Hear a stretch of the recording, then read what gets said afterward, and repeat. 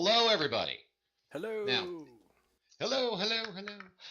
If you can hear me and you are sitting around my table, or yes, my table, quote unquote, slap your Game Master assistant in the back of the head and tell him to get into voice chat. If you could do that for me, please, that would be fantastic. So we are running this one today in kind of a weird way. You see, I have a majority of my players are sitting around a table in Colorado right now with paper and dice. And I have one player who is sitting here online with me. Where are you playing from, by the way? I'm in Phoenix, Arizona. Gilbert, actually. Upstairs in my house, yeah. Awesome. Okay, so you're in Arizona, they're in Colorado, and I'm in New York State. So we've got some really kind of fun stuff going on. Let me see if I can get our buddy, Mr. Casey Rift from the Blackmore Society, to get his tuchus over here. Hey, speak of the devil and he shall appear. Hey, we are here. Woohoo! I hear everybody in the background. That's awesome. All right. So, ladies and gentlemen, hello and welcome. I am your game master. My name is GeoQuester or Jeff. You can call me pretty much anything except late for dinner. Don't do that. I am going to be your torturer for this evening. However, for those of you who are my in-person players, you will get to slap around Casey instead. Mr. Casey Rift is my long-armed reach. He's my extension from New York State to Colorado.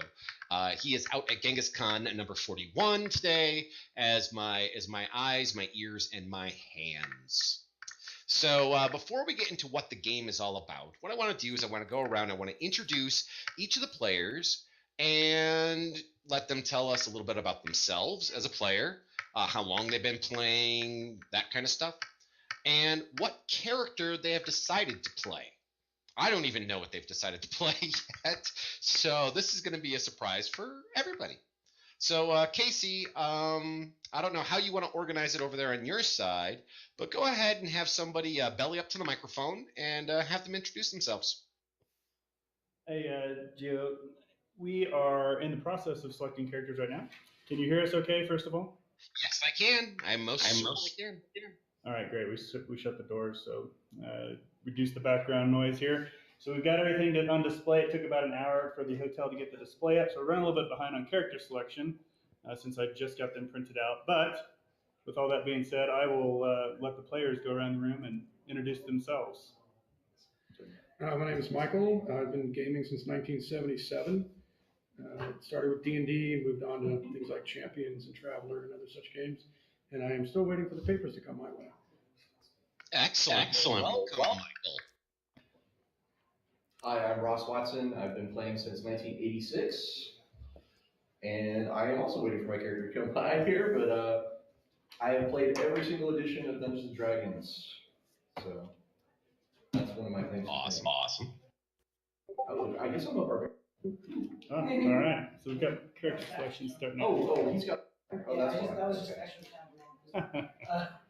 I'm Nick Jones. I started playing, I think, in 2001, in first and second edition. The only editions I really played is first and second and fifth, so still learning fifth properly. And I chose out the level 11 warlock. Okay. I am Josh. I have been on and off for not very long now. Actually, I have my first big campaign starting in, I think, next week. So, hoping to have a lot of fun with Lords. Sorry. Got the Paladin. Paladin. All right, great. I'm Brittany. I've been playing, for only about a year now, D&D. My father had played for a long time before me. I remember being a little girl going up to his D&D table, so I was always wanting to play, but finally I got my own group. And I am the rogue, so yeah. All right, so we got Brittany as the rogue. Mm-hmm. Okay. Oh yeah. All right, I'm Eric. I'm one of the guests at this convention. I'm a former game designer from Sony. I'm actually spectating on this game, so. And then you have come me, who's going to be the button pusher. Oh, Okay. So just so everybody out there knows, we're going to be rolling our dice here and telling you what we got versus plugging them into Fantasy Grounds this time around. okay. Can you, as people pick out their characters, just put it in the table chat on who the player's name is and what character they chose, and I'll add them to the combat tracker just for my side of things. And then while we are doing that, I will go ahead and why don't we introduce our one virtual player? If you would like to introduce yourself, sir. Sure. I'm not real. I'm virtual. I'm Jim. I've been playing D&D probably since the late 70s, early 80s. Took a hiatus when I had young children and career, but now I'm back, and the virtual VTT tables have really expanded my capability to be involved in the gaming community again. So this is really wonderful. It allows me opportunities I wouldn't have had, 5 years ago. Excellent. Very cool. Very cool. As far as my experience goes, as your game master, I've been playing since 1979. I've been a game designer for Wizards of the Coast, Sword and Sorcery Studios, Goodman Games, a bunch of others since 2001. I recently came back to Fantasy Grounds. I had one of the original beta tests back in the early 2000 something or others. And over the last 3-ish years or so, I've been running on online only, virtual tabletops only. Which, by the way, you guys are going to hear noise in the background. That's my wife. She's actually playing another game on another table elsewhere in the virtual environment right now.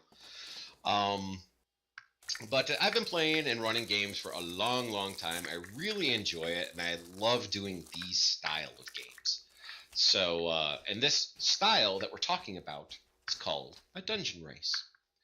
And you guys have the unique opportunity to playing a dungeon race unlike anything you have ever seen in your lives. So while you're picking out characters and you're going through that kind of stuff, I'm going to show you what we're starting with.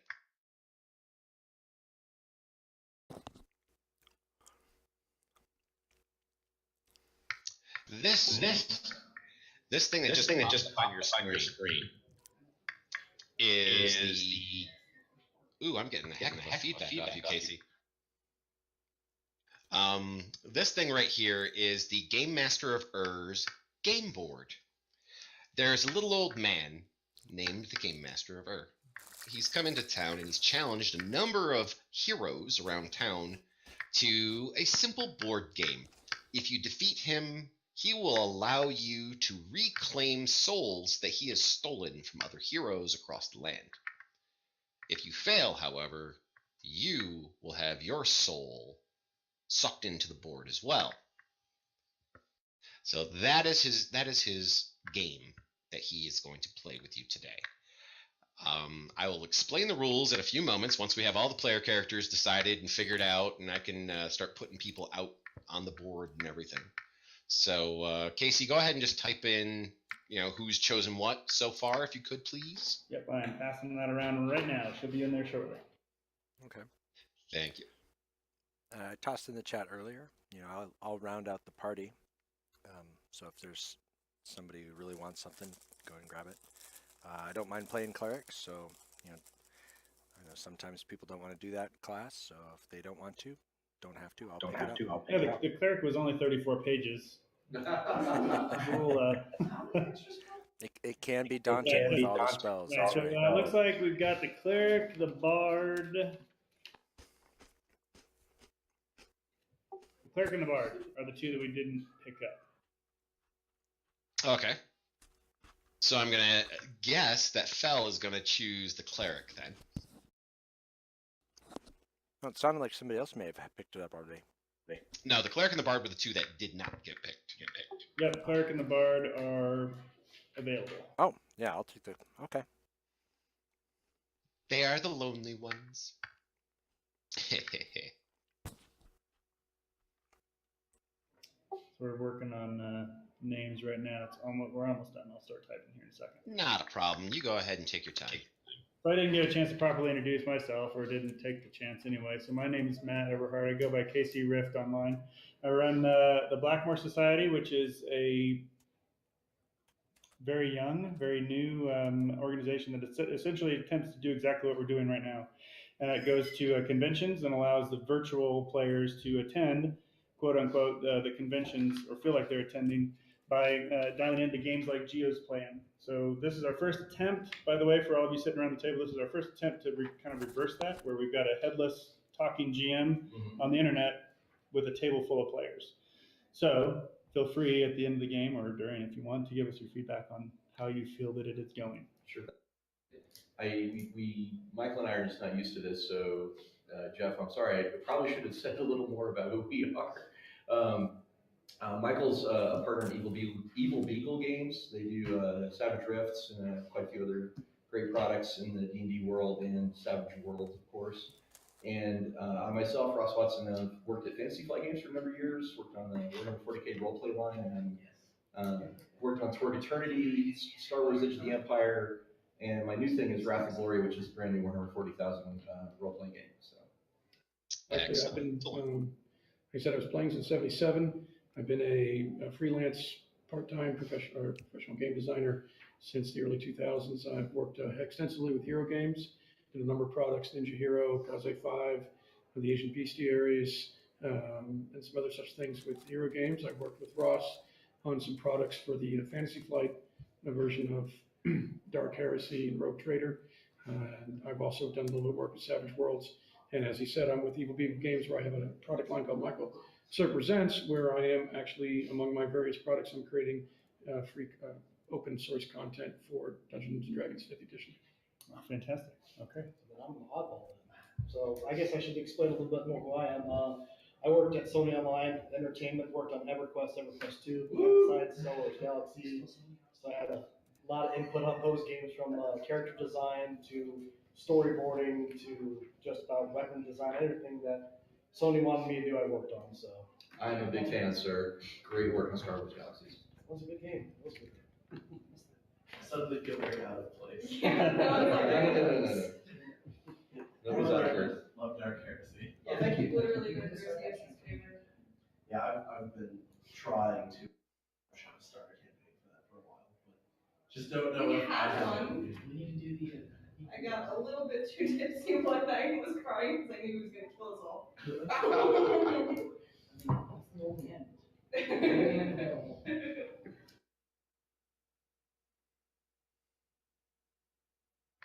Okay, so we got the fighter in there. By the way, Brittany, I named your rogue Brittany, so if you wish to name it something different, that's fine. That's VOST. VOST, I apologize. Argent Bost. That's a shout out. I Ah. won't not saying to what, because you might plan it. Oh, Okay, all right. So there's a little spoiler alert for everybody. Okay.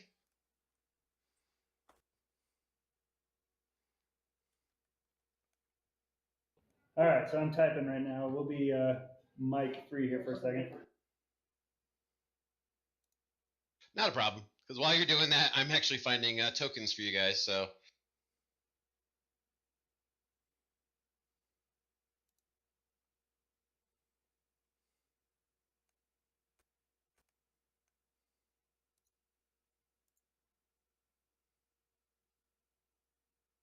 All right, I believe that's And, everyone. So we have Ross playing Paladin Tal Whiteaxe. We've got Michael playing Argent Boss, and then we have some nameless other PCs here. The nameless others, huh? The nameless masses. All right, let me get this in here real quick.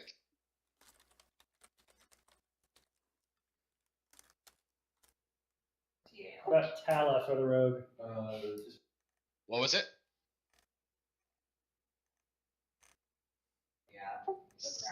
We're debating names here. Oh, okay. All right, okay. All right, that's not a problem. No, I understand. Why don't we just name everybody Actually, first? let's go with River.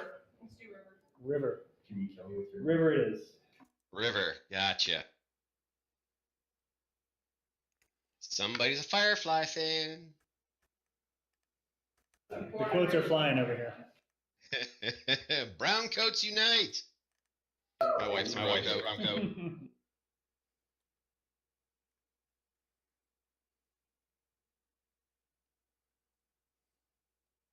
Okay, so I think I've just about got up. I need to get Josh in there. Hope you don't mind. I just grabbed one and threw it in.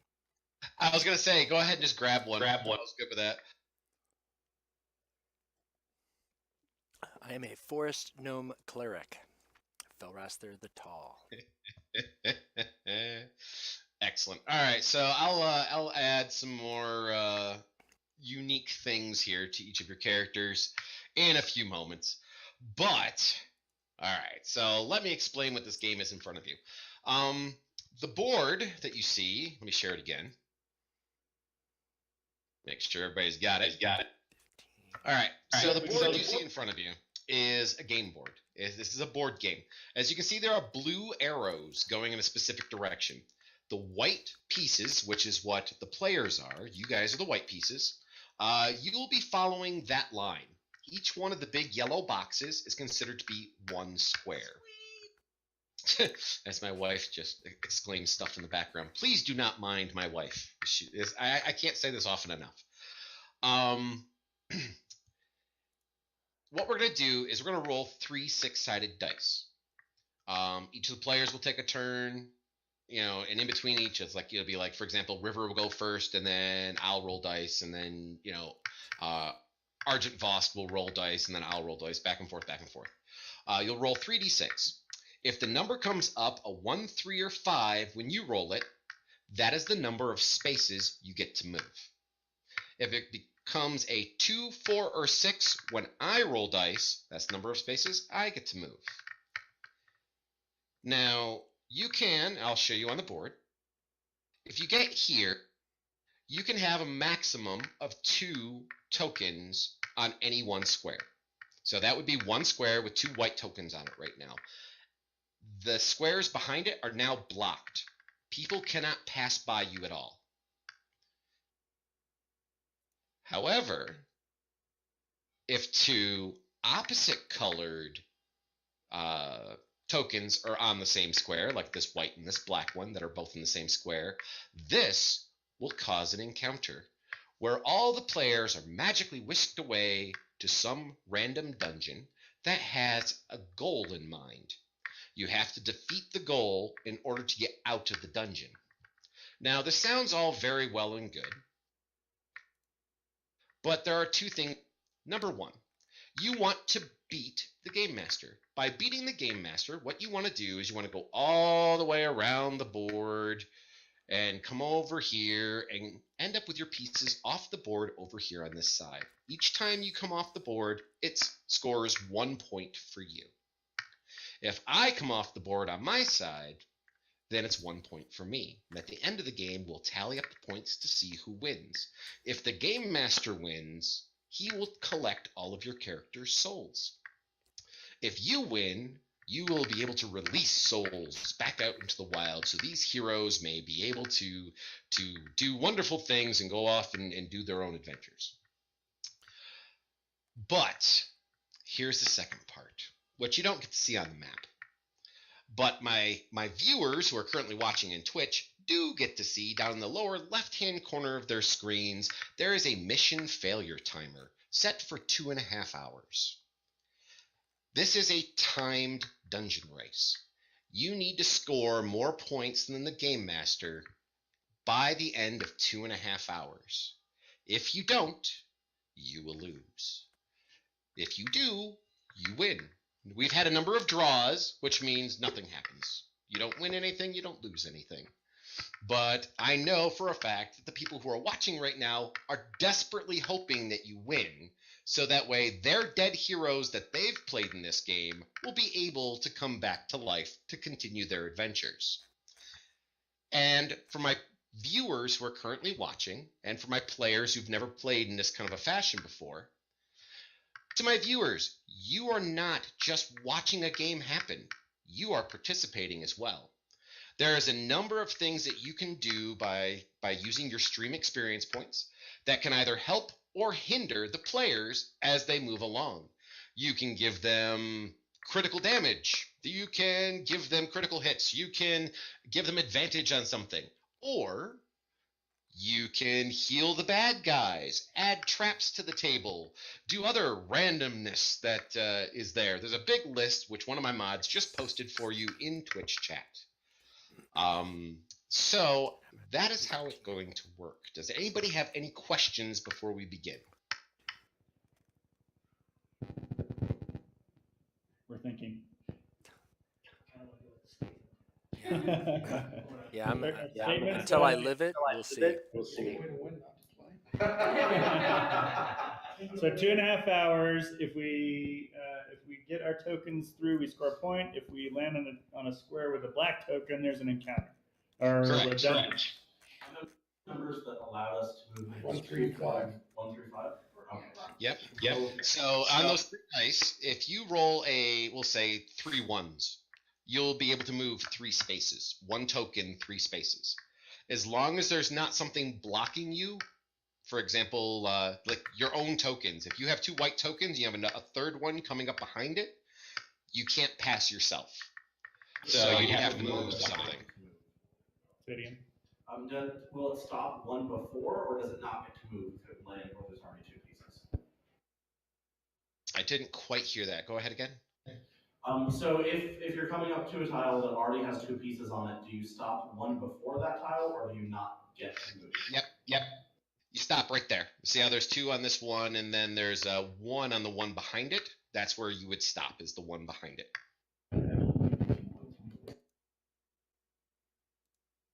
So, alrighty. So while we're doing this and while we're rolling dice, I'll put some more tokens on the map. I'll explain why I need tokens. But River, since you've got your dice right there in front of you, River, could you please roll me 3d6? And while you do that, I will start up our timer. From this moment forward, you have 2.5 hours. Good luck. All right, I got 3. I got 2, a 3, and a 6. So. 2, a 3, and a 6, so you got 1. So you may move 1 white token onto the board into that first square.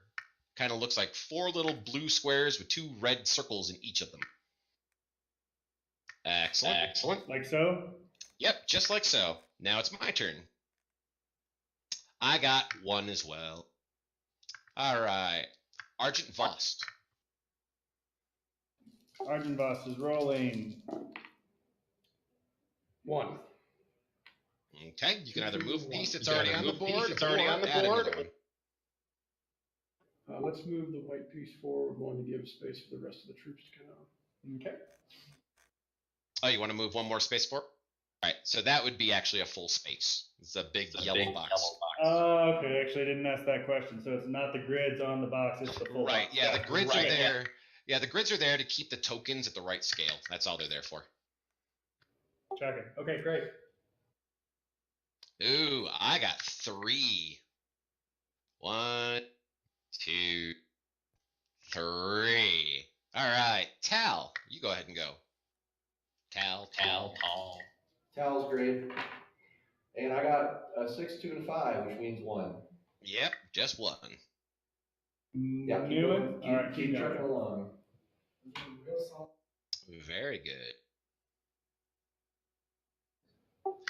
I got a single. Okay, let's go with Nick. I got 2. 6, a 1, and a 5. 6, 1, and 5. Yep, so that's 2. So are we still going or put a new one on? Let's go ahead and move 1 off the board. That second spot there. Very good. Very good. All right. I got 1. I go there. Let's go with Josh. All right. Josh is up.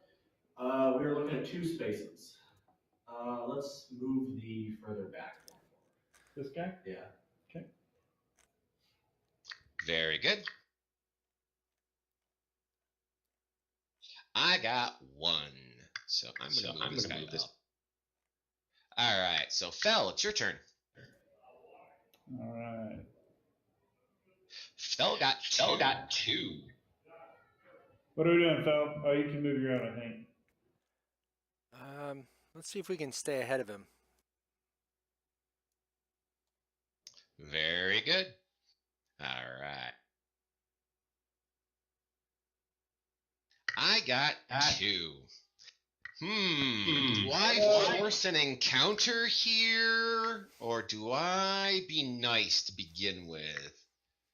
Oh, why don't I be nice to begin with? We're still early yet. River, go ahead. All right. 1 space, got 1, 2, and a 4. Are we running? Or what are we doing?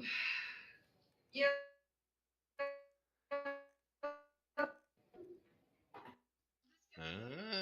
Okay. I got 2. I'm not that cruel yet. Argent Vost, your turn. All right. So a clarification: if I get a 3, does the dungeon trigger because I land on the space with the black, or because I end on the space with the black? Because you end on the space with a black.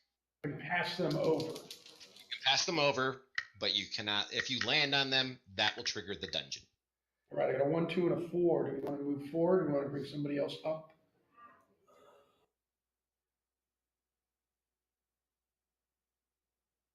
We'll outnumber him. You on board? All right. Let's get a fresh troop on the board. All right. They're And safe. numbers on our If we can side. shield wall, we can stop them. All right. Let me see. I got 1. Oh. I think I'm gonna block you. Okay, let's go with Cal. And 1 space again. Let's move that guy ahead of the block there. Let's get him. Yep. All right. I got 2. We're gonna do 1 out. Yeah, we might want to try and move people up so we can put a block behind his block. All right, so Nick, it's your turn. Double block. I got 1. 6, 4, 3. Go ahead and move the rear guy back up 1. Alrighty. I got 2 again. There we are. Josh. Luck. 1. Do you guys want to take the lead further, or do you want to? You've been rolling a lot of 2s. I think we need to try to move up behind his block so we can block Yeah, him. then let's take the one behind the block and move it forward. The one. Here? It only gets 1, right? So Yeah, you're right. Got it. Can we go diagonal? Is that the thing? I only got 1 this time. I'm a chasing. All right, Fel.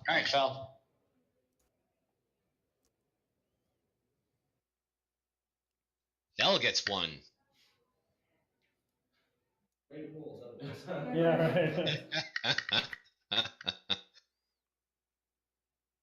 I got none. Oh, yes. Nice. All right, River, it's your turn. Get 3 so we can get a block. 2. Oh, well. Take it. What are we doing?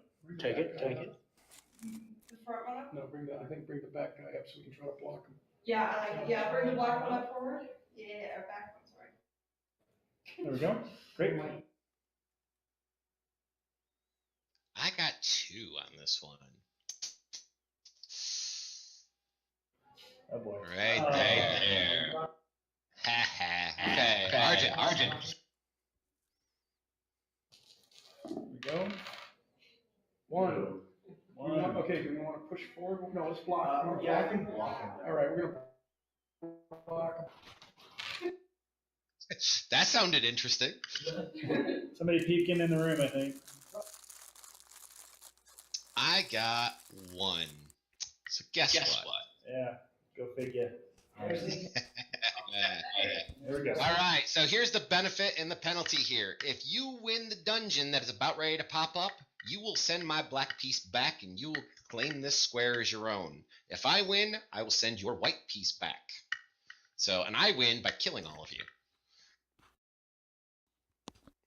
So, no pressure. No pressure. So what I'm going to do is I'm going to share a map with you in a second. Once I get all of you guys lined up on it. Okay.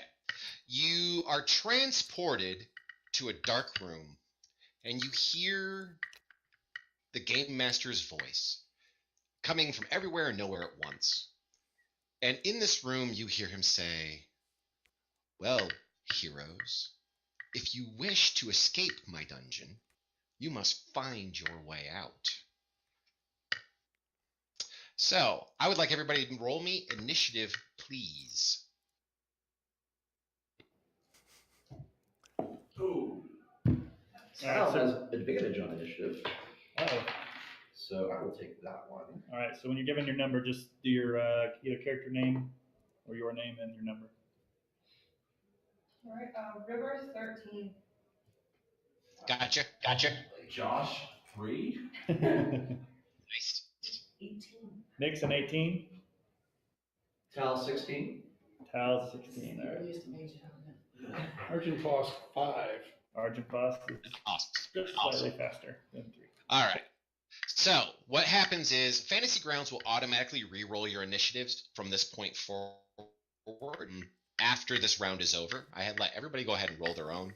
Of course, I'll let you all roll your own saving throws and all the rest of that kind of stuff. So, Nick is up first. Nick, you can see yourself out. What would you like to do? You see a single 5-foot wide door ahead of you.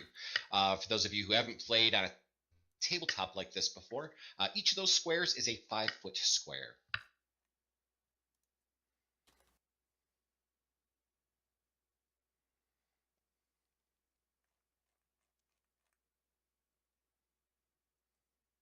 Average movement is 30, so that's plenty of space. Yeah. Go and check the door, see if it's locked. Don't open it just yet. Okay. You check the door handle, and it is not locked.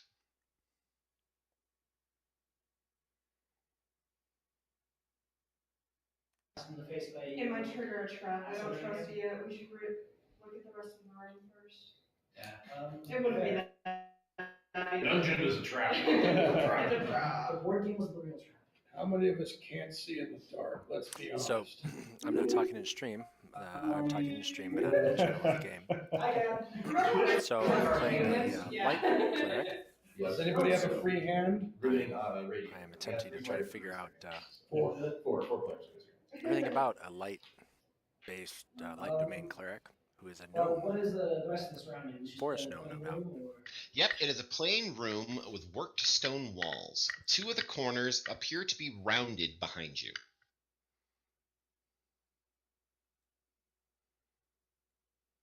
For all future notes, the top of the map is considered north on all maps that I show you. A time limit. Yeah, we need I- to go. Just Yeah, open the door, why not? Go with the bonehead route. Is it So you're gonna go ahead and open it.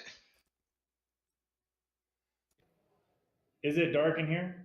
It is dark. It is dark in here. Some Yes. sort of light. Ah, okay. So I need to take one. Never mind. The road should have one, I believe. I should. For you, it is. Yeah.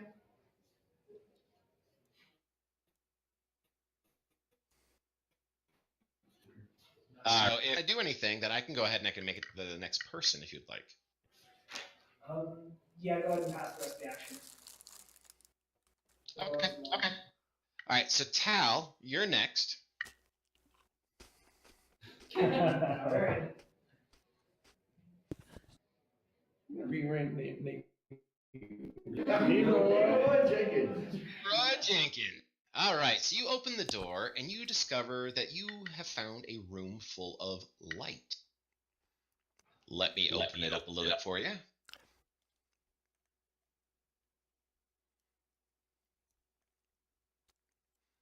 In this room, you see a number of stairs going down into the middle of the room, and you see 4 large glowing obelisks. They bathe the entire room. I'm moving to 40. I want to go all the way in as far as I can go. So I'm just going to stride on in, great axe held high. All right, Gamemaster, let's see what else you've got for us today. All right. Let's learn and get in here and take a look. To the north and south, you can see that there are double doors, and to the west, you can see that there is a third set of double doors. I'll finish my. Well, I can dash, right? I'll put it square in the middle, if you would, please. I'll take a dash action and go there. And he's done.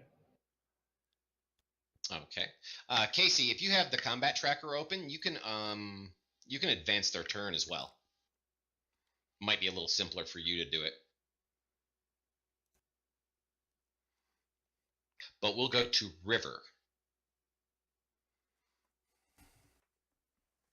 There is now light streaming in through that 5-foot doorway, coming from the other room.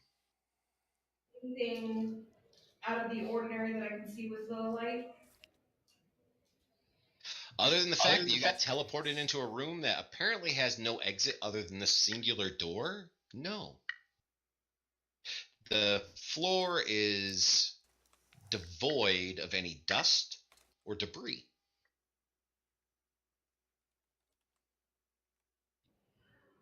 Then I will just steadily go into using my 30-foot move and go into the other room very hesitantly. Okay.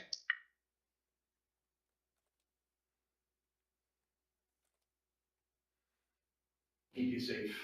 I don't know you as well as you think. I don't trust you quite yet. Very. Is that all you would like to do? Would you like to hold your action or take a dash? I'll hold my action. Okay. Then we'll move on to Fel. All right. Well, I was going to try to shed some light on things, but we have light now. And nobody's screaming. Since I'm a gnome, I'll just kind of move through and... Well, here, let me redo that.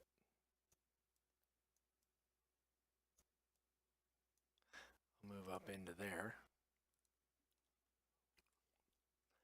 I think that's all I can do. Okay. Actually, can I read the runes? Are they legible? What languages can you read? Common and gnome. Here we go. This is an easy way for me to see this.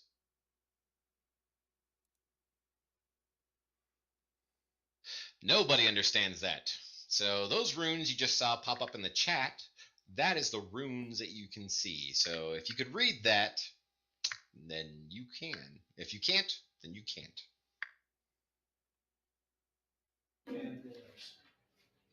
It looks dwarvish. It does indeed. Argent. Sword, tighten the straps in my shield with my teeth, get myself ready, move me out 30 feet.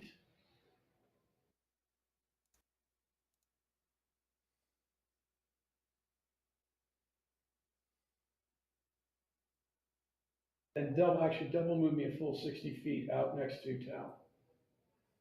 The square right there. Right there? Okay. Right there? Okay. And I'll snap my sword on my shield as a good swashbuckler should. Alrighty, and we'll go to Josh. Just get me out into the middle with everybody else. You know, I heard that beating your sword on your shield is a surefire way to keep the wandering monsters away. They'll hear that sound and know to avoid us. And I'm fine taking a dash action. Well, actually, it's a Knight of the Order. You prove your bravery and And we're dashing too. showing you're not afraid for You're the a show. Sure. Or keeps away. Okay. Now, as Josh moves that direction, can Josh please give me a perception check? I can try. 18 plus, let me see where it's on here. 18. 18? Okay. 18? Okay. All right, so as you move that direction, you kind of get a little closer than everybody else has been to the pillar to the northeast. As you pass by it, it feels preternaturally cold. It makes your skin crawl. I didn't notice it. I have a great business idea. We break these down, sell them to bars and inns to keep the drinks cold. Beyond that, I got nothing. Okay, so we're back up to the top of the round, and it is Nick's turn. Go ahead and meet in the middle with between the rogue and the fighting man. The two cold immune dragonborn. By the way, wow, we didn't notice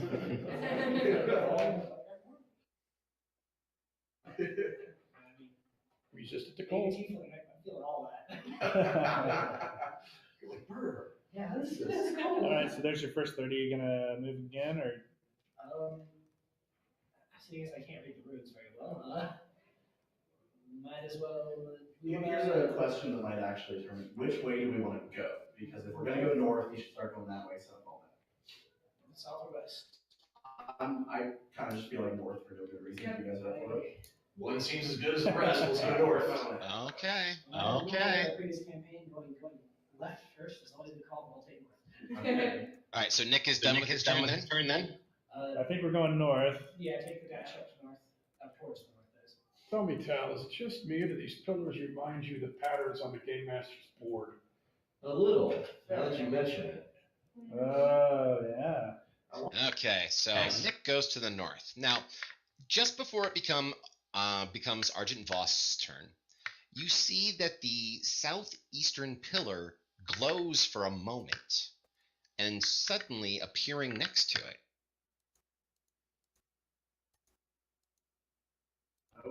is a large skeleton. Argent Voss, it is your turn. We have something to destroy. The rest of you get behind us. I would like to half move and proceed to beat down the skeleton. You don't mean half, maybe me just move. Yeah. I've played a lot of games. Yeah, I understand.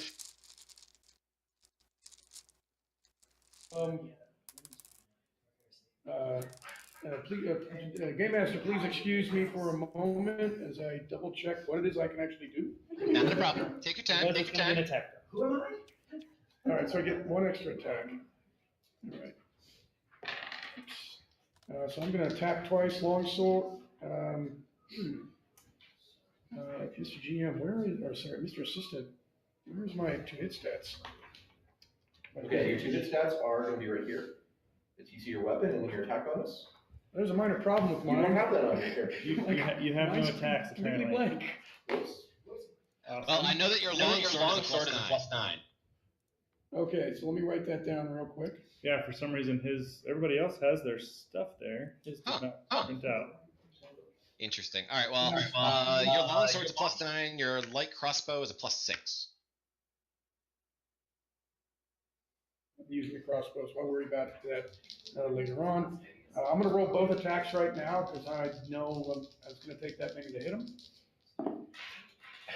Yeah. I got a whopping 12, and I got a 24. Oh, 12 and 24 both hit. Nice. 12. All right. So he's to hits 9 is his damage. What's his damage? +5, I believe. Yeah. Yep, +5. So it's a D8 +5. Right. 24 total. Awesome.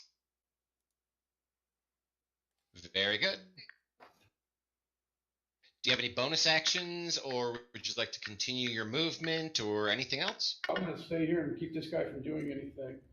Awesome. And I have no bonus actions at the moment that I need to do. That's good. Okay. Okay. I mean, sure, I got, why don't we mention, sir? I got you. All right, River, it's your turn. All right, I am going to take a couple of steps so I'm in like sight of it, and I will aim my short bow at him. Is that here? Is that there? Yeah. Probably.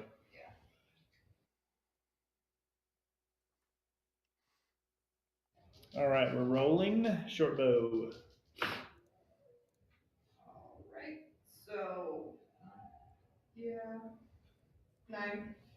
9 is a miss. Did you roll the same on both dice? I rolled a 9 and a 6. So. Oh, okay, got it. Yeah. 9 was the top one. Yeah. All right. So now after River, you can see that the pillar to the northwest suddenly glows for a moment, and then one of those pops in. After that, the pillar to the southwest also glows, and that happens. Tall. It's gonna take more than skeletons to kill Tal Whiteaxe, I'll tell you that. I'm gonna spit a little chunk of ice on the ground. Choke up on my axe, and I'm gonna go after that one to the north there. I'm gonna rush up on Yeah. Raging. Awesome. Ah! I have 2 axe swings, both at +9. 12 and a 14. Not too great. They both hit. Hooray! Yeah. Nice. That's what I'm talking. And D12s for damage. Oh gosh. +7. This is slashing, so maybe not the best thing against the skeleton, but it's what I got. So, ooh, beautiful. Oh, wow. 17 first hit, 19 second hit. Nice. 36. Yeah, they do. Would you like to move or use a bonus action of any kind? I think I am going to just stand my ground and dare this thing to try and kill me. Gotcha. All right, Josh, it is your turn. I think I am going to go after the northwest one as well and just take a swing with the hammer. Halt! Hammer time. I will let you know, I do play with the flanking rules. If you're on opposite faces, you will gain advantage. Run around him. So that is a total of a 20 to hit. For no. Okay, so you got a 20 to hit? Oh, that's definitely going to hit. And then that is going to do a total of 11 damage. Awesome. Very good. And that's all you want to do? No additional movement or bonuses? No, I am not familiar enough with my actions yet to go for bonus action, so I'm good. Okay. All right, Fel. All right. I will continue moving in. At my no means speed of 25. And I will, not knowing how crazy this is going to be in there, I'll start conservative and lay some sacred flame on that northern minotaur. Excellent.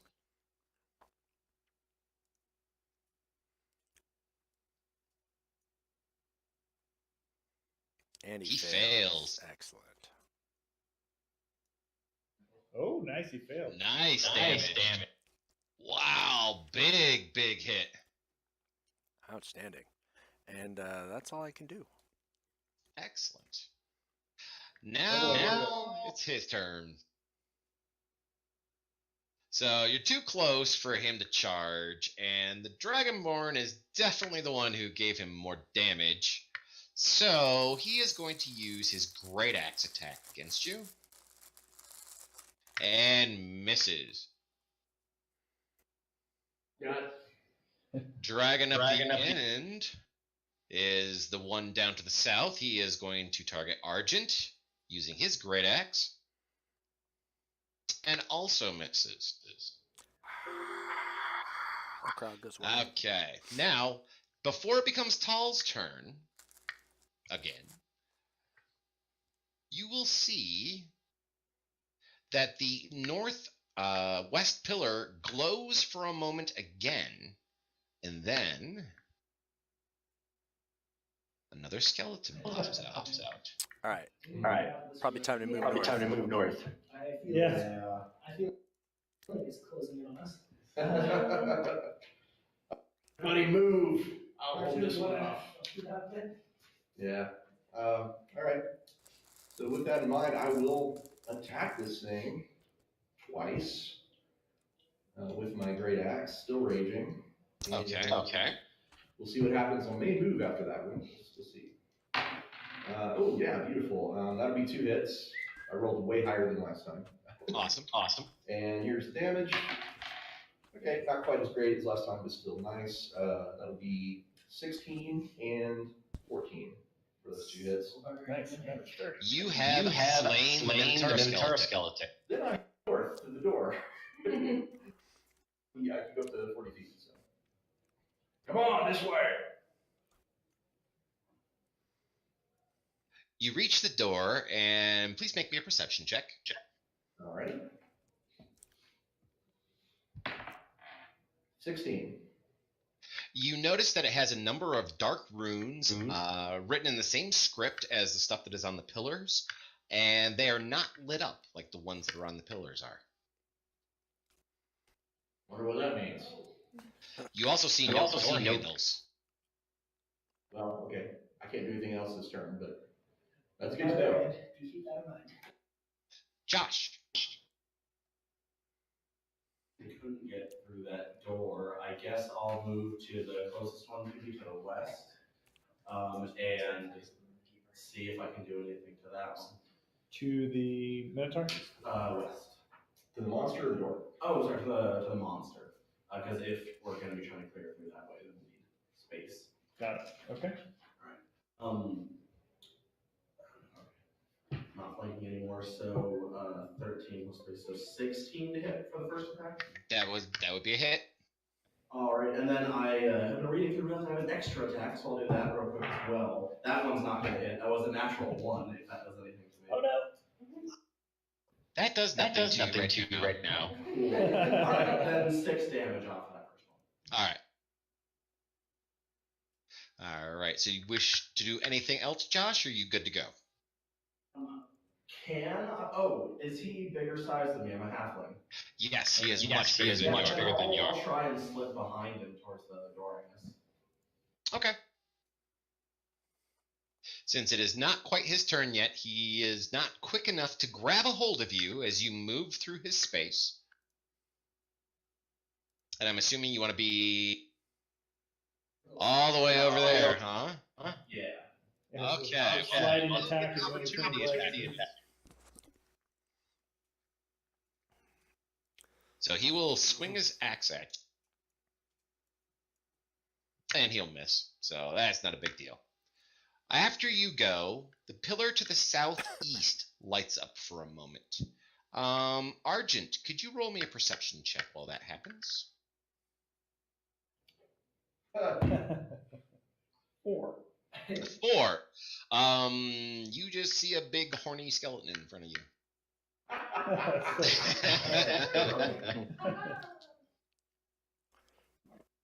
All right, so the Minotaur skeleton moves over to Josh, who's at the door, and attempts to, well, he's charging at you, number 1. Josh, could you please roll me a strength saving throw? Sure. Actually, I'll give you advantage because you are much smaller than me. Natural 20. All right. There it is. All right, so he does not knock you prone, so that's a good thing. However, he is going to attempt to gore you with his horns, which he does indeed hit. And he will be healing 21 points of damage to you. Oh, That's gonna leave a mark. You're only mostly dead. is he gored? Which means you're partly. Yes, he's gored. And it is now River's turn. All right. I will take this opportunity to run to the pillar and touch it really quick, just to see if that Which does one? anything. The up, yeah, This one. yeah. All right, so you run to the pillar and you lay your hand upon it. You can make me a Constitution saving throw. Uh-oh. Oh no! It's all right. You might have. Might be what we need to do. 13? Okay, with a 13, your skin crawls. It feels as if you have cockroaches burrowing beneath your flesh. Nothing bad happens to you. You just feel really creeped out by this pillar.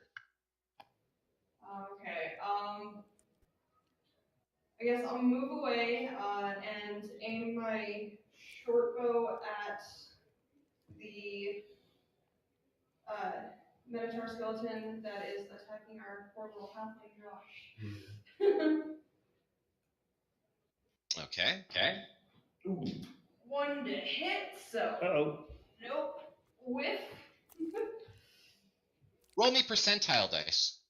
Friendly fire is not. I mean, friendly fire can be very friendly. It's just depending on what you're swinging. If it's a fist, it's a little better. If it's a sword, not so much. 73%. Okay, so you do not hit Josh. Hey, and there was much rejoicing. She gets thick and skin. Do you wish to take any bonus actions? I'll keep my bad rolls to myself for this turn. Get up to one of the doors and maybe. All right. So the newest skeleton that has popped in will walk out from behind the pillar and approach our gnome. No. I am not the gnome you're looking for. He tries to ask you a question. And misses. You're very funny. I'm down here. Nick, it is your turn. Just as a side note here, I just realized I have Eyes of the Rune Keeper, so I can read this right. There we go. I forgot I had that. What did you have? Eyes of the Rune Keeper. Ooh.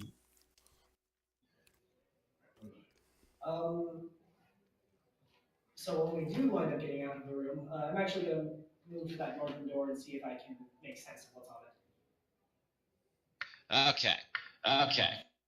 The writing that is on this door matches the writing that is on the northeast pillar. All it does is tell you a basic story of 4 giant kings. This one specifically is about the one that is labeled on the northeast pillar, and how that his defeat allowed the world to open before him.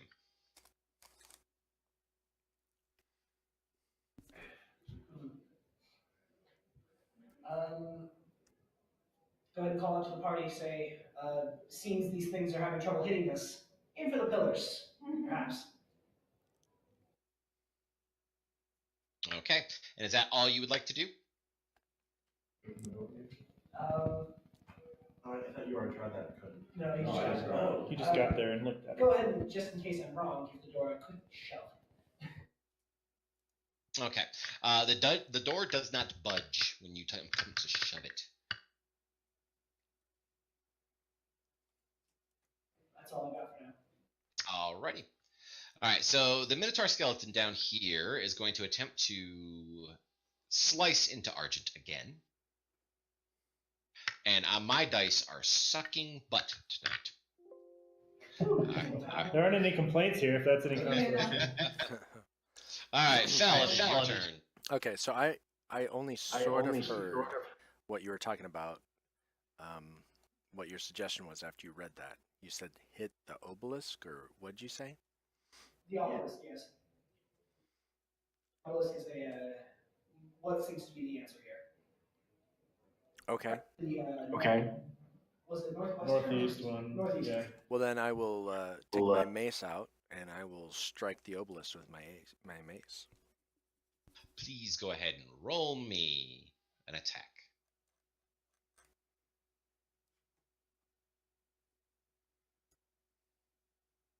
Yeah, what the work? So you strike the pillar, but you deal no damage. Kind of a rag arm hit. This big undead minotaur in my face is quite distracting. Yeah, that's probably it. Yeah, definitely. It's the Minotaur. Thumbs though, so. Let's see. I gotta do a quick read to see what's an action, what's a bonus action for a couple things. Not a problem. And while you're looking that up, just as a point of reference, you have 1 hour and 50 minutes remaining. 5-0 or 1-5? 50? 5-0. I will. Okay. I will let the minotaur, I guess, take a swipe at me, and I will run around the pillar. Alrighty. He takes a swipe. Hit. Of course he does. Ouch. 20 points. Oh, honey. Good thing you're the cleric. Cleric, heal thyself. Yeah. Well, I guess with a bonus action, I'll actually give myself a healing word. Awesome. Ow. It's the word ow. The word is ow. Yeah, 1/4 of his hit points in a single hit. Now I'm done.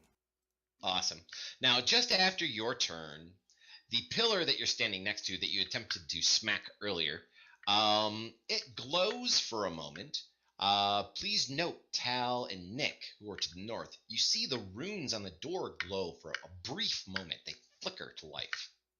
And then another skeleton pops out. We're too late on that to be have a reaction You could use a help reaction. Alright. Go ahead and wait for the next blow on that. Okay. Okay. All right, so down here on the bottom, after this pillar lights up, I have to move my tokens around because the tokens don't stack well. After the first pillar lights up to the northeast, the second pillar down to the southwest lights up. Could I get another perception check out of Argent? 16. Better. Okay. Argent, you will see through the ribs of the Minotaur skeleton that you're fighting that as the pillar to your right, or the left as you look down at the map, as it lights up, there is a flicker on the south door as well. But, so, this Minotaur will move due north. That will allow Argent to make an opportunity attack against Skeleton 22 since it passed through your threatened area, sir. If you'd like to take one. That would be a 18. 18 is a hit. 6 points of slashing damage. Excellent. All right, so it is charging at our poor little rogue. She can roll me a strength saving throw. Okay. Oh, I'll have -1 on strength, guys. Let's do this. 17! All right, you succeeded. You're not knocked down. However, he is going to try to gore you with his horns. All right, well, I am going to dodge that, and I have the ability Uncanny Dodge as well. So I will use that. Okay. So you will. All right, so you're going to half the damage against you on this one. So I will roll up the damage.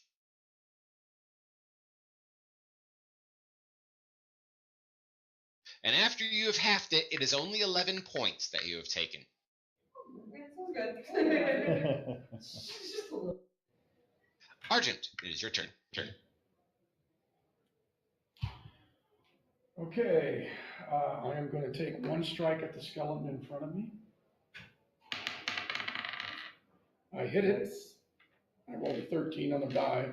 With a 22 total. And I do 9 points of damage to it. Okay. Up. I presume. Still up. Yeah. Oh yes, he's still up. Second swing. Oh, natural 20. And that is 18 points of slashing damage.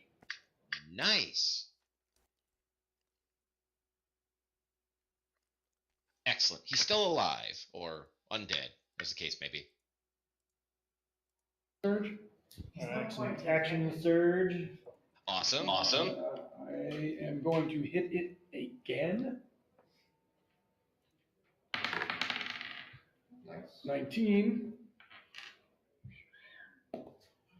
8 points of damage. Okay. He's still up.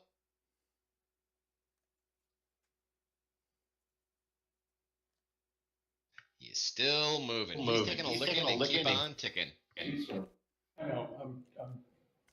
Action second swing on the action surge. A total of 13. I think 13. So That is a hit. All right. That is another 9 points of slashing damage. Go down. Awesome. Voila. Now, I'm going to move next to our rogue.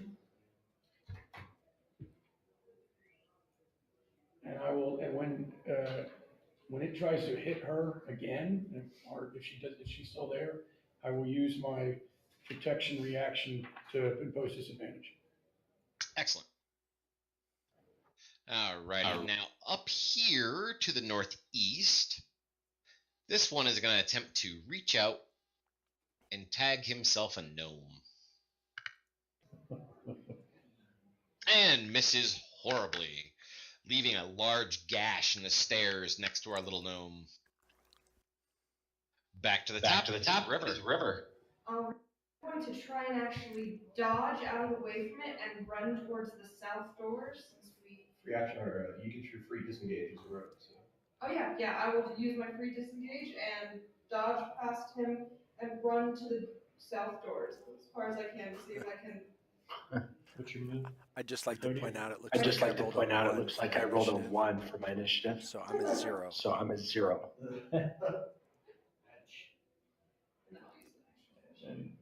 Oh yeah, that's for golden. That should be it for River. Awesome. All right, so she's now at the south door. So I get advantage on initiative. All right, Hey, so Hey, Nick. Geo, out of curiosity, does this keep track of the fact that he's got advantage on initiative? It does. Yes. Okay, Nice. great. Awesome. Okay.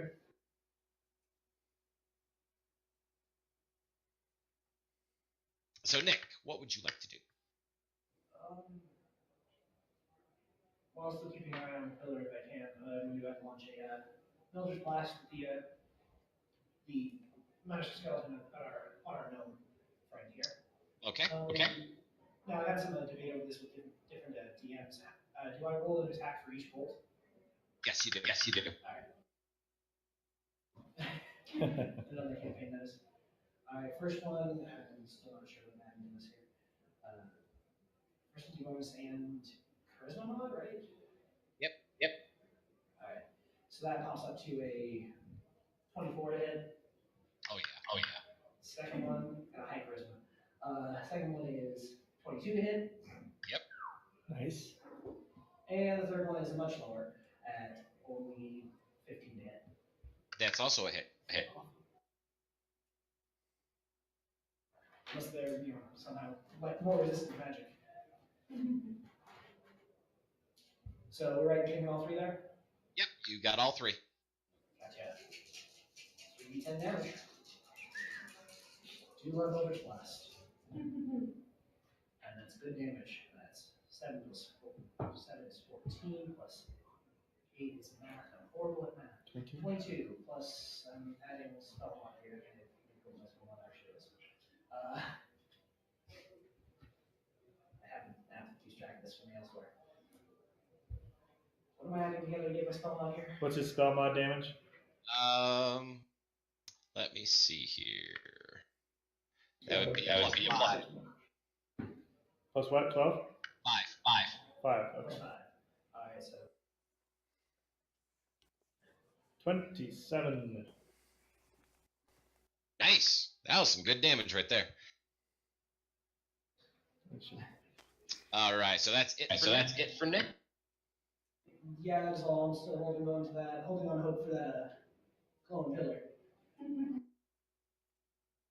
All right, so the one that you just shot has decided that hurt.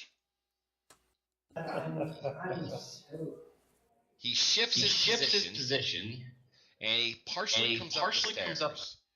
He can now reach Nick and Fell with his 10-foot reach.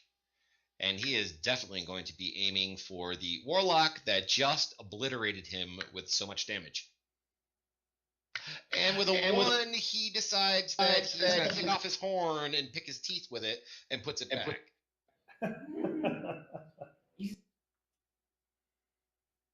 This one, on the other hand, will advance towards Argent and attack him instead.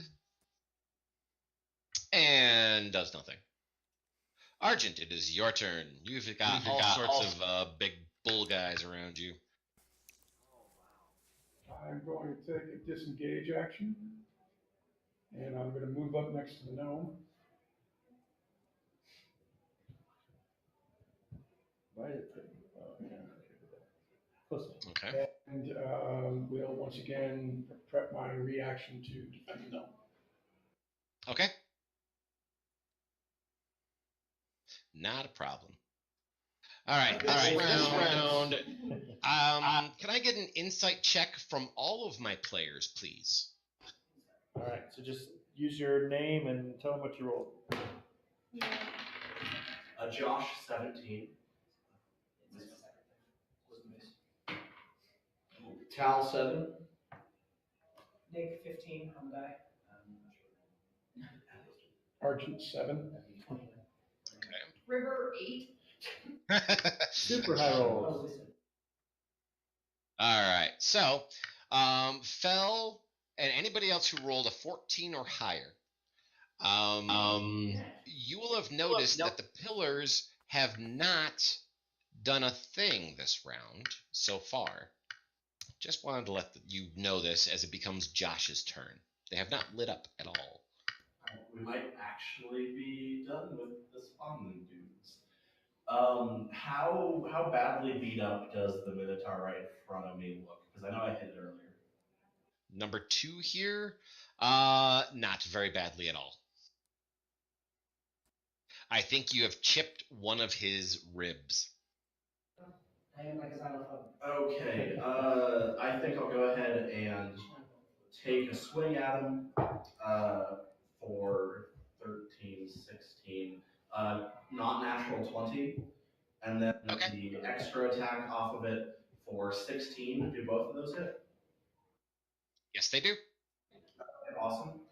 So then for damage, the first one, and okay. So I actually am realizing I have a bunch. Just heard that big boom. Yeah, hold on just a second.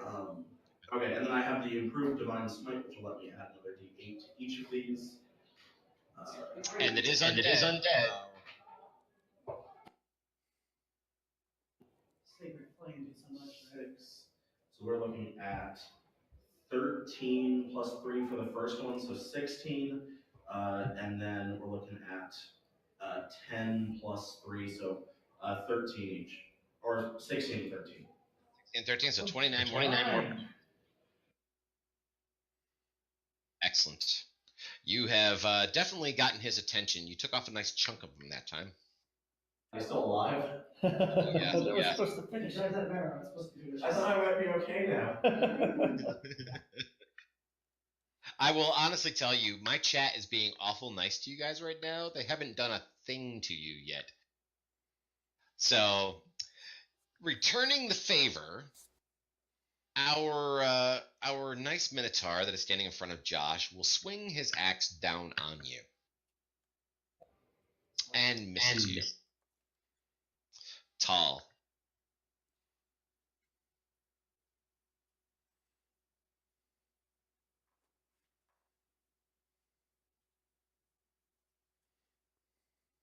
And what I want to do when I get there is I want to complain very loudly, by the scales of my mother, I'm a barbarian, not a stonemason. And then I'll take my axe and attack the pillar twice. Okay, so you will be getting an attack of opportunity from the Minotaur that you passed. He does hit you.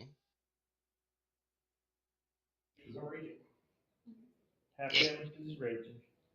Yep, and you'll only be taking 5 points. That tingles. Alright, here's my attacks against the pillar. I got a 12 and a 24. The 25. 12 bounces off of it. The 24, on the other hand, deals damage to it. Yes.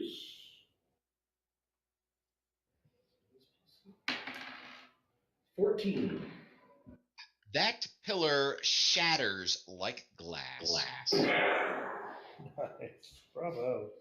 When it does that, the runes to the north door, which are near Nick, they glow and stay glowing at this point, Nick. I think I found the key. Hey, when it comes to keys, destruction is always nice. Great. Not my real packet, but you know. Okay, so the Minotaur skeleton down here, seeing that Tal has just caused damage to the pillar, will move over to him. Thankfully, he's not charging you. Hits you with his great axe, dealing only, since you have resistance, dealing only 8 points.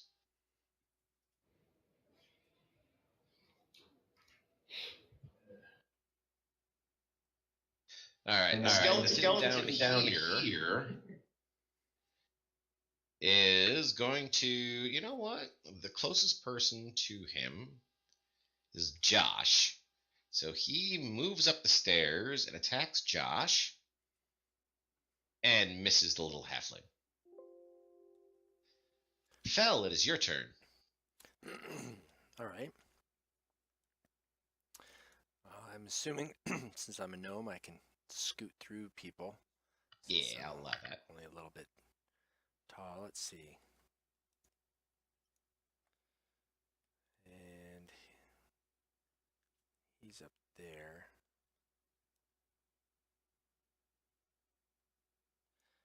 Trying to think if I can move just a little bit further. I guess I'll it's probably okay. Door's open.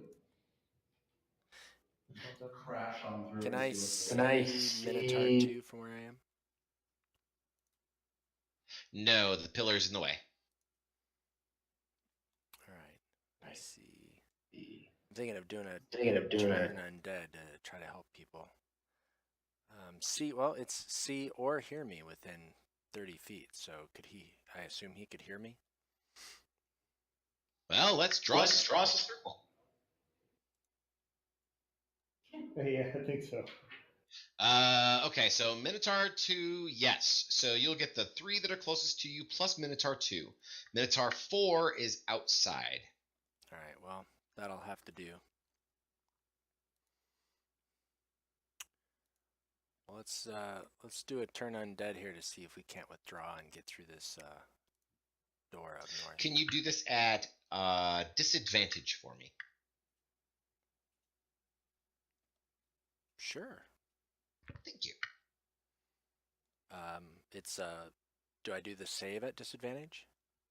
Before you hit the cast button for it, hit the disadvantage button. That gives them advantage on their saving throw. Okay. Awesome. Now, for any of them that are still targeted, you can apply the turned effect.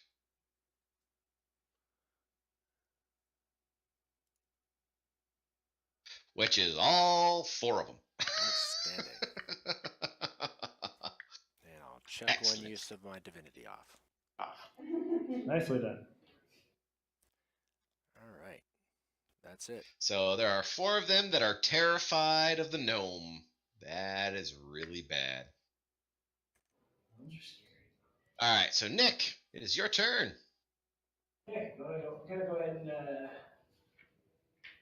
just do what Warlocks do best, and then blast again. One nearest me once more. Make me rear. Why not? Okay, I'm sorry. What were you going to do? Eldritch Blast on the skeleton nearest me. Okay, no problem. 13 to hit. Yep, that'll hit. Hits. Next one is 18 on the die, so I'm assuming it's gonna hit. Yeah. Next one there is a 17. That's all 3. There we go. Yeah, awesome. Awesome.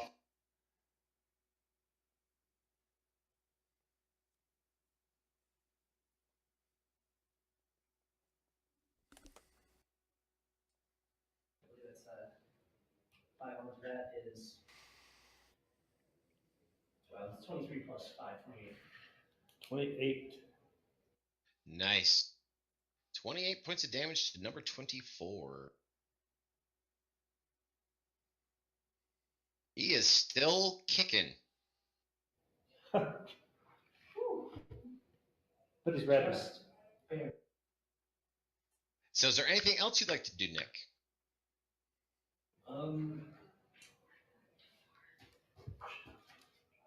No, I'd like to hold on that because we're on a time limit. There could be more in the next room.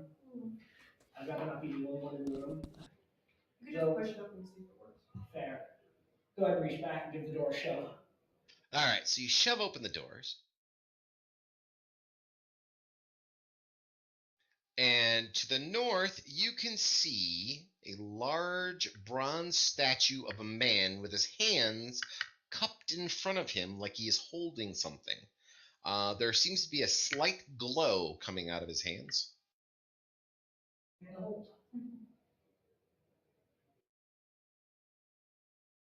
And my turn. Alrighty. It'll be Tal's turn. So there's a guy to the north with his hands out, and we need to put something in his hands. I think, you know what that sounds like to me is we need to smash more pillars.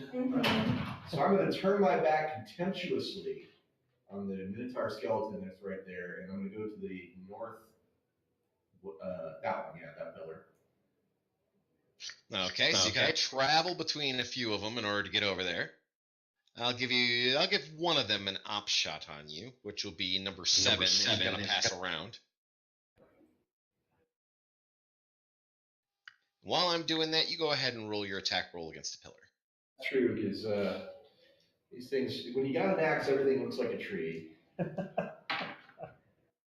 right, well, those are pretty bad rolls. No inspiration helped me, so that would be a 14 to hit. That's I got. Awesome. That will be a bounce off the pillar. Okay. And you took 7 points of damage from the Minotaur when he hit you with his axe as you walked over there. Got it. All right. Let me see. River, it is your turn. So I will really quickly inspect the south door. Okay.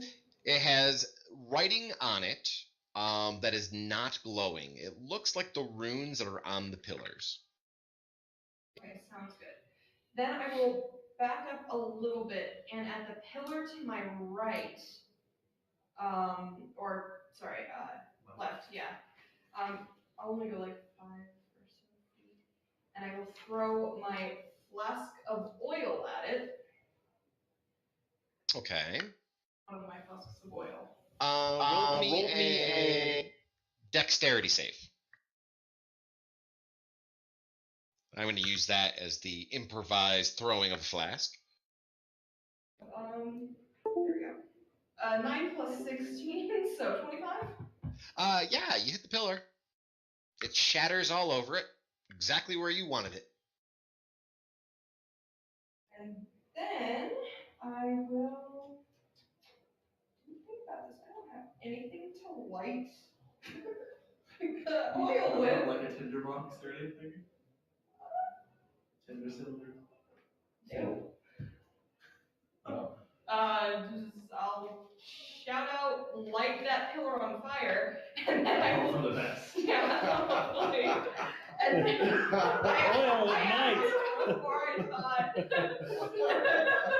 like, wait, I have an idea. Yeah. Just a part of this. Wait. Well, shouting at the pillar to it. I will actually do it. I do have a tinderbox, so I'll run up to it and then light the oil. Okay. All right. Thank God, I found it on the list. It's alphabetized, so that helps. All right, so you run up to it and you start striking it. This will be your action, of course. And you start striking it and you set the pillar on fire. So the ooky pillar that makes you your skin crawl is now set on fire. And while this was happening, my chat just bought a heal for Minotaur number 24. Oh, traitors. Chat. So, Argent, it is your turn.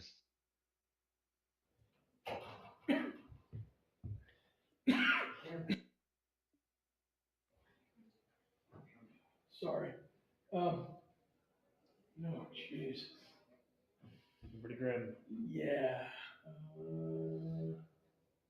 Well, we at least have a tiny bit of progress. All right, I'm going to stay next to the cleric. I am going to put my back to the cleric, and I'm going to just take a hack at the one. Which one's more damage? On both of me? The one above you is more damage. All right, I'm going to take a hack at that one. Nice. I hit a 22. Yeah. And do 12 points of damage to it. 12 points of damage. That would be the one that the chat just healed. Okay. One on that one and try to clear away to the door above us. Well, he is still up. So I'm going to hit him again. Oh, that was so That's natural. close. That's a 23. Okay, that's a hit. 6 points of damage. Aww. And, I will once again keep my reaction ready to put disadvantage to any attack on the gnome cleric. Okay.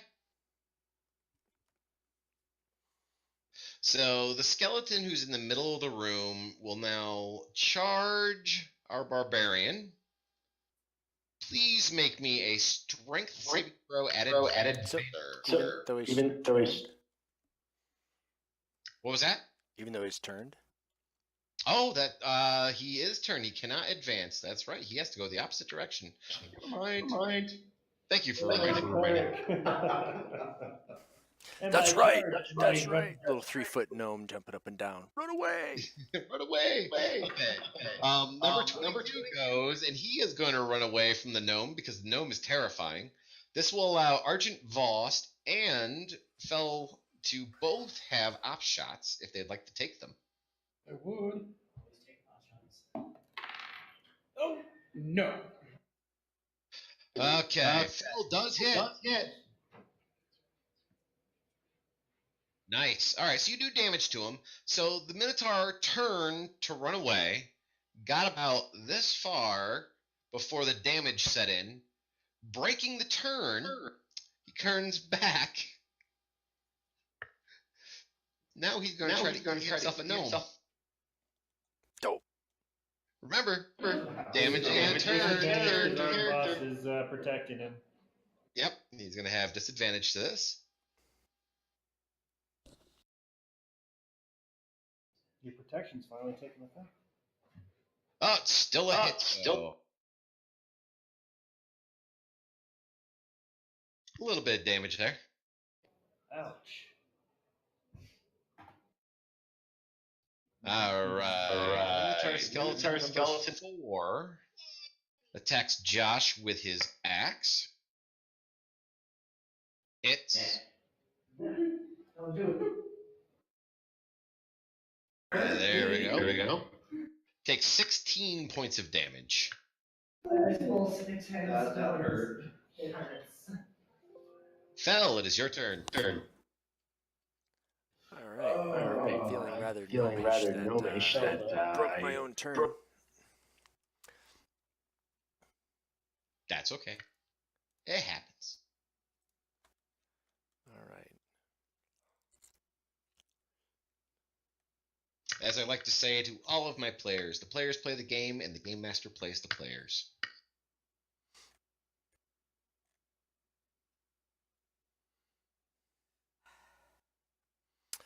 Well, we'll do a cantrip here. We'll do a where is that? Gotta find it here. We'll do a Sacred Flame on Minotaur Skeleton 24. Okay. Let's see if we can't clear a path.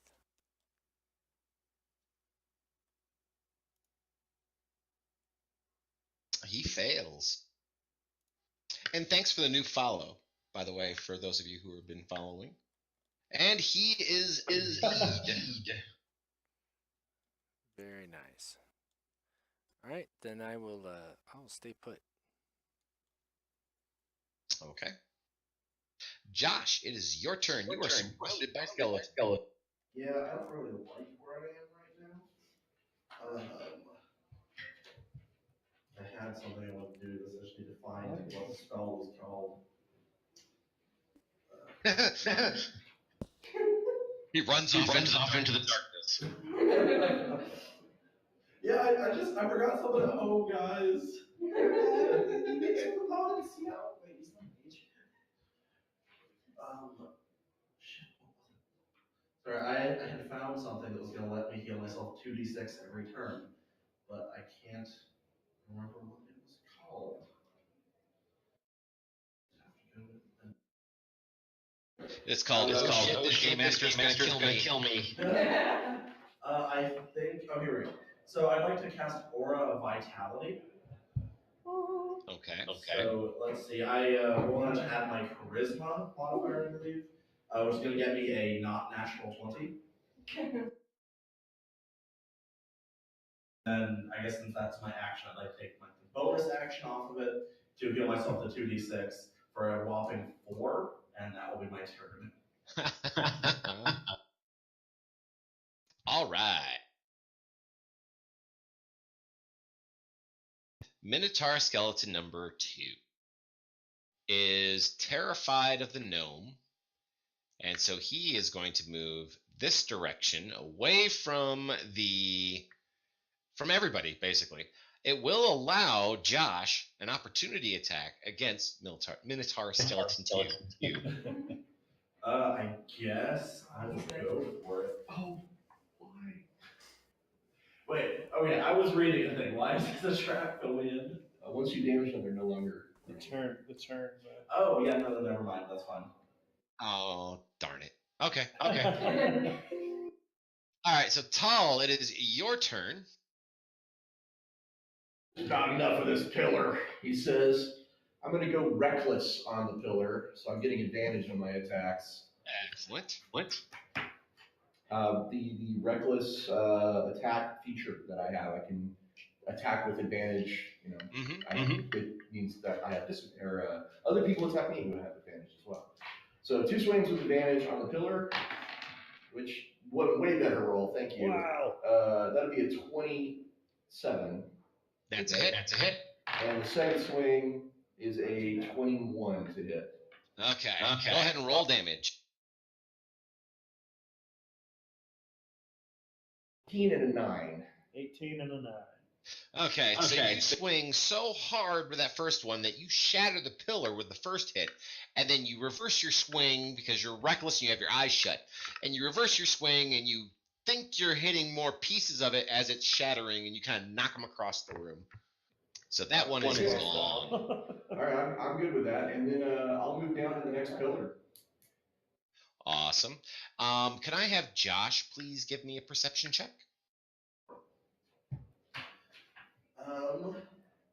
You are looking at 15. Okay.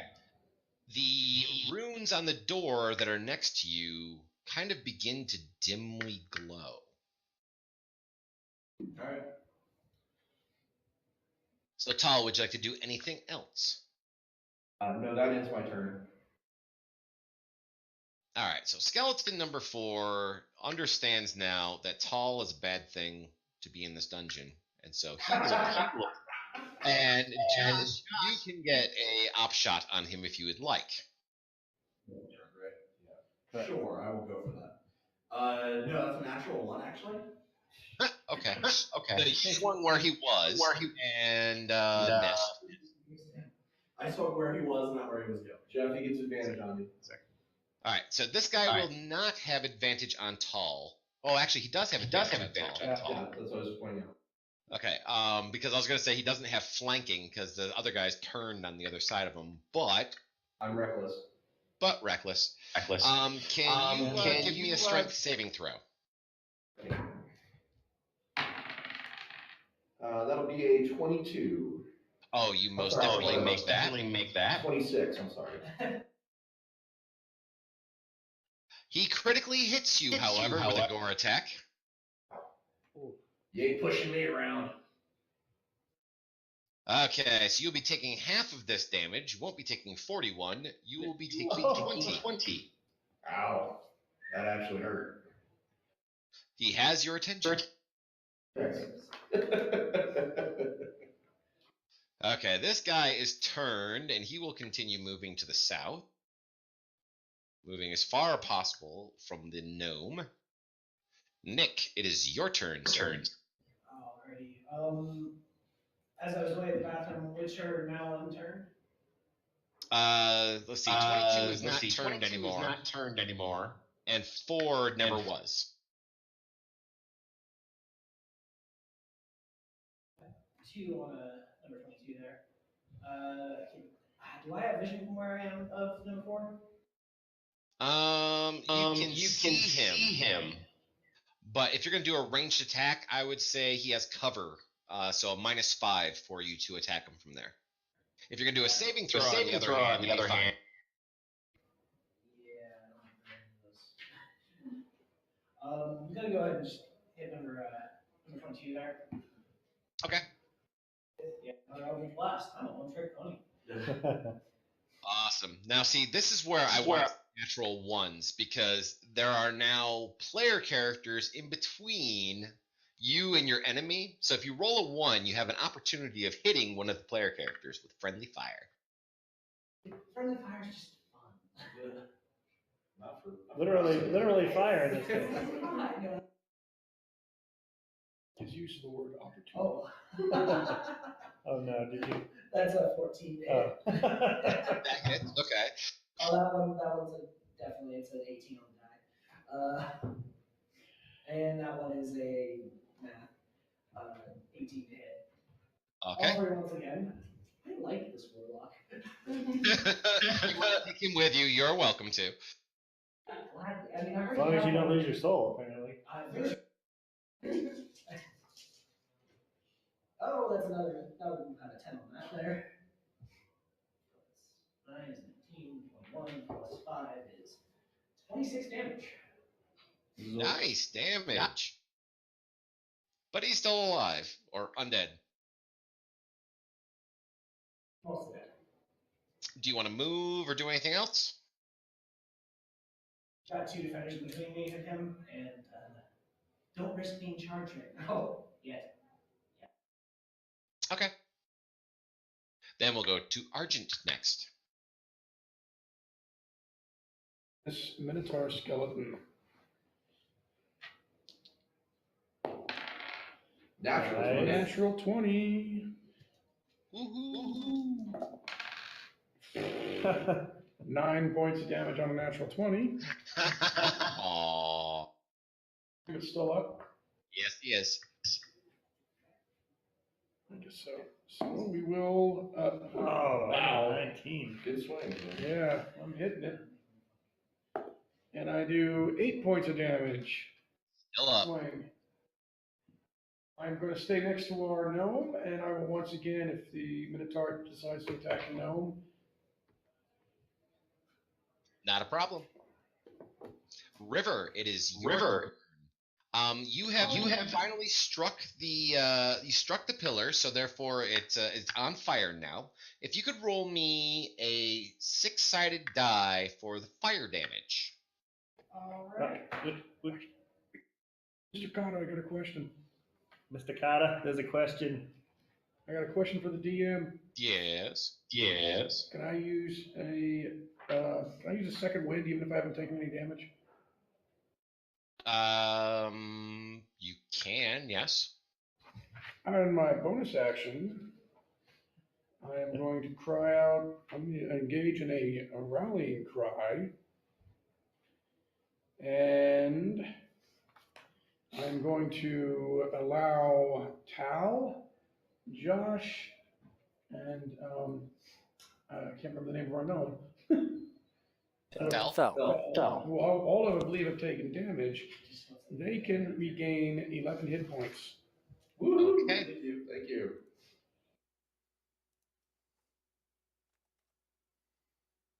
All right, so River, go ahead and you can roll that d6. Let me know what you get. She got a 3. She got a 3? Okay, so the pillar is on fire and beginning to crack. Ooh, very nice. All right. Just smack it with this sword. I mean, yeah, I'll go ahead and stab my. Let's use daggers instead of rapier. Yeah, right. Start fencing with the obelisk. Yeah. That works. Awesome. Roll a 1. Roll a 1, please. I'll roll the daggers. Nope, and it finesses dexterity, right? Correct. All right, then it's going to be a 21. That is most definitely a hit. You're going to be dealing damage to the obelisk. Okay. And Daggers are D6, right? They're D4. D4. D4.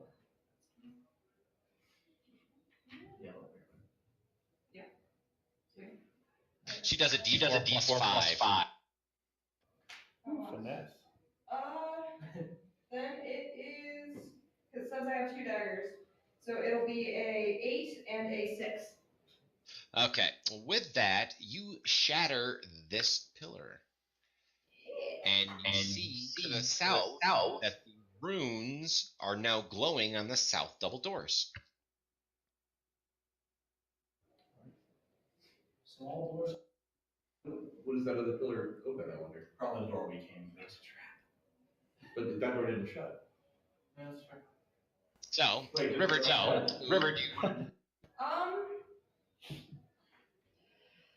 You have so many choices. Yeah, I know. I'll actually move towards where our halfling is, kind of away from the,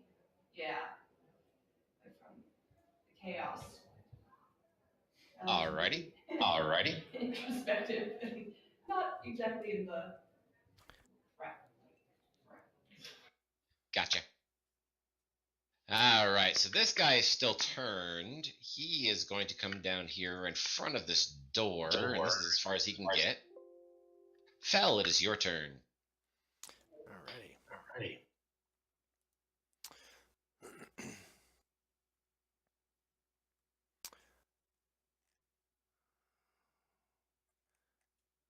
Alright, since our fighter just kind of helped everybody else, I will continue to work on this Minotaur in front of me.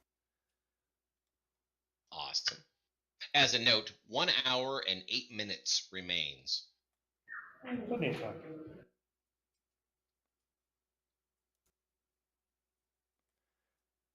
And he fails He again. failed. Excellent. Oh, that's He's great dead. damage.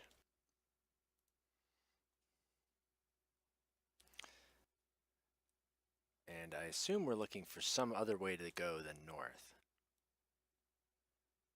Well, we've opened the door to the north. We need to find what's put in the guy's hands. Assuming that's even what it is. Yeah, we're guessing here. Alright, then I will move this way. Too afraid Minotaurs to be stopped there. Okay, Josh. Josh's turn. First things first, I want to open the door I'm next to. Okay, you push on the door, and these doors do not open. How dare this door not do what I want it to? All right, then I guess instead, so the only pillar left is that bottom right one? Correct. Southwest. Yeah. Oh, it's southwest. Southeast. Okay. Then I guess I will try to move to the far side of this Minotaur here and hit it. So 2 swings. If you go to your side, flanking. Oh. Yeah, sure, we'll do that. Because that is going to help me because both my rolls sucked. So. Okay. So now Tall and Josh have advantage. So let's see, that is 17 for the first and double natural ones for the second. Is Josh a rogue? Does he have sneak attack? No, he's a paladin. Oh, okay. So, all right. So the first one hit. The second one most definitely failed. Don't you reroll once? Oh, is that a thing? Okay. Yeah. Halfling luck.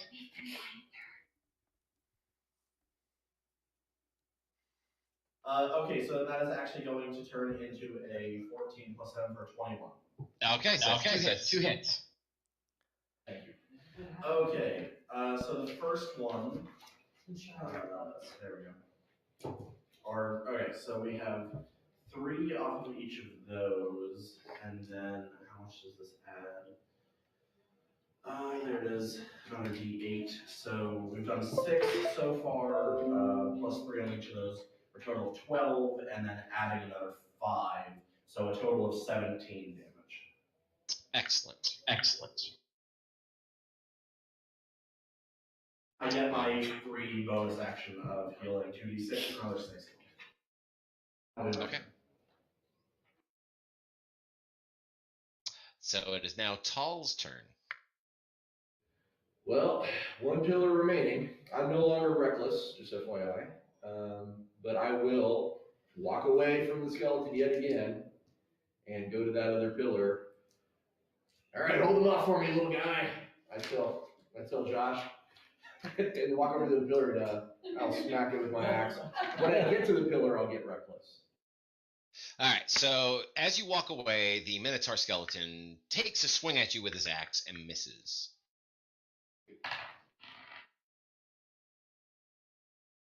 E6 on the pillar and a 27 on the pillar. 27 will hit. 26 on the pillar was the first one. 26, yeah, hits as well. That was my bad. Hit. Both hit. Hooray! All right, well, not so great on the damage, but it's 12 and 10 for the 2 hits. Okay, you will smash that pillar. It shatters. Doors west low.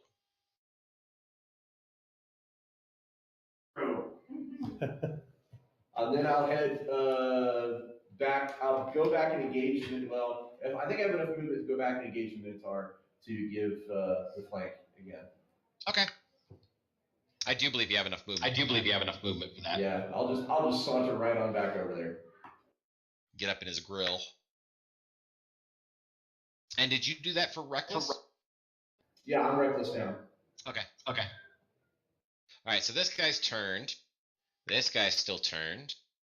And this guy is going to continue his swipings at Tal. Yes, this is an advantage. And misses you. Nick, your turn. I think, I think we skipped one. Yeah, because Josh moved and then Tal moved. Because Josh moved up to flank the Minotaur. I never moved. Should I go after? Well, they re-roll initiative every time. You're coming up here. Yeah. I was not aware of that. It's re-rolling for us. Yeah, I did. Okay. We roll initially, it's just re-rolling as it goes. Sorry. No problem. All right, so Nick, what would you like to do? Go ahead and move so I have vision on the remaining unturned Minotaur. Yes. All right, move myself into position there, just far enough. Here-ish. That should be right. Yeah. And go ahead and unleash hell again. Excellent. No ones. Roll a 1. Roll a 1.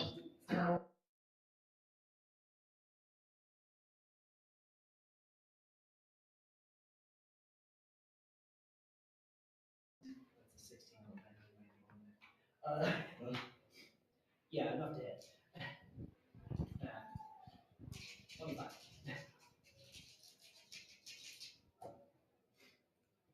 That's not very good damage. 10, 15 damage. Okay. And I do believe, yeah, he's still up.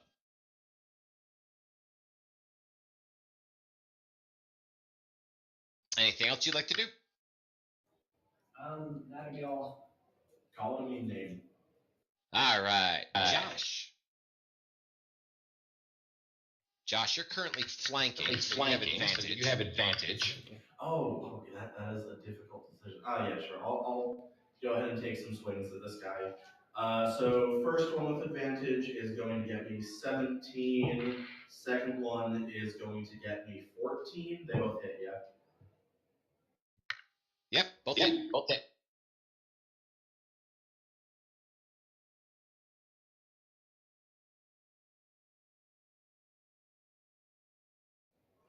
Uh, 14 plus 3 is 17, so 14 and 17 for 31, if I get that right? Nice. And move over to the door, and if I can push it, I don't think I have enough actions. Okay. Go ahead and do so as part of your movement action. That's fine. Just bump into it, yeah. All right, so you shove the doors open. And what meets you is a cold blast of air and some icy blue light. You see beyond. There you go. Two braziers that look like they're made out of ice on either side of what looks like a portal. Guys, I don't care what the statue has to do. Marines! We're leaving. We're on a time limit here. Which, by the way, one hour. Avarice isn't All right, so Argent. Yeah. Just go. If people want to check this out, we can, but Move me 30 feet toward the, right there, next to Tau. All right. Right there. All right. Let's try right there. No enemies left behind. No enemies left standing while I'm on the field. Good point. Attack number 1, I hit a 15. Oh, yes. Okay, well, then the other one, the 8 that I rolled was at 17, so I hit with that too. Nice. Oh. Can I get Tiny Tina's sad trombone? Yeah, whopping 12 points of damage. Two. How much? 12? Worst damage die rolling ever is happening in my club right now. That would be. I got some extra dice. But surprisingly, it slayed him. Hooray! It was so. That's enough. That was so embarrassing that it died of embarrassment. It did. Embarrassment again, just for you. Would you like to use the rest of your movement? Yes, if I get any movement left over, I'll keep moving forward. I think that was 20. He should have 10 more, so here-ish. Yep, right about there. All right, River, it is your turn. I'm gonna just make a beeline for the portal. Awesome. A stream. A river line. Yeah. Yeah.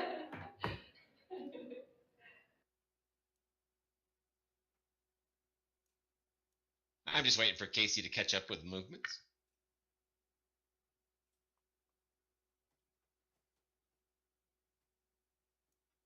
So you're going to use the full dash to get into the portal? Get close did not end quite yet. Help people if they need. I'm still hesitant. Also, I might trigger something, and I don't want to die. Okay. Would River like to roll me an insight check? Yep. Well, the good news is I have a lot on that. Woo-hoo-hoo-hoo. That's going to be a 24. Okay. As you approach, you can feel the cold. And this portal has just pulled waves popping off it.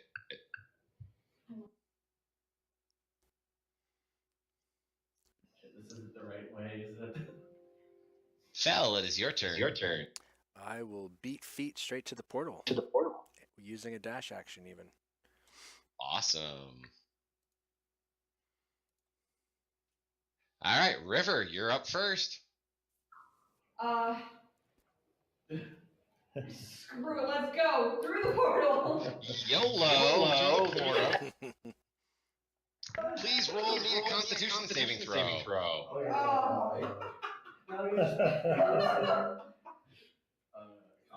I should not roll it on the book. Oh, 20! Non-natural 20. A non-natural 20? Okay. So, you will be taking 12 points of cold damage. But does she escape the dungeon? She does not. She bounces off a shield that is right in front of it. That's icy cold. It just rips through her body, and hoarfrost begins to just drip from the tendrils of her hair and her ears and her nose. And she kind of falls back for a moment, and Fel, you can see she's almost turned blue. She's almost frozen. I should have shot an arrow at it. I'm a... Tall. I just shiver for the rest of my turn. Okay.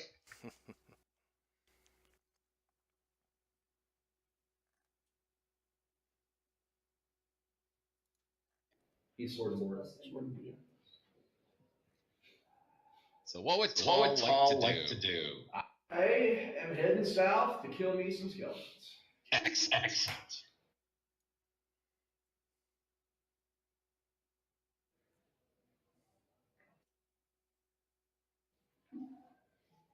So I'm going to walk up to these guys, not reckless, take 2 swings at the, I don't know which number it is, but it's one to my right.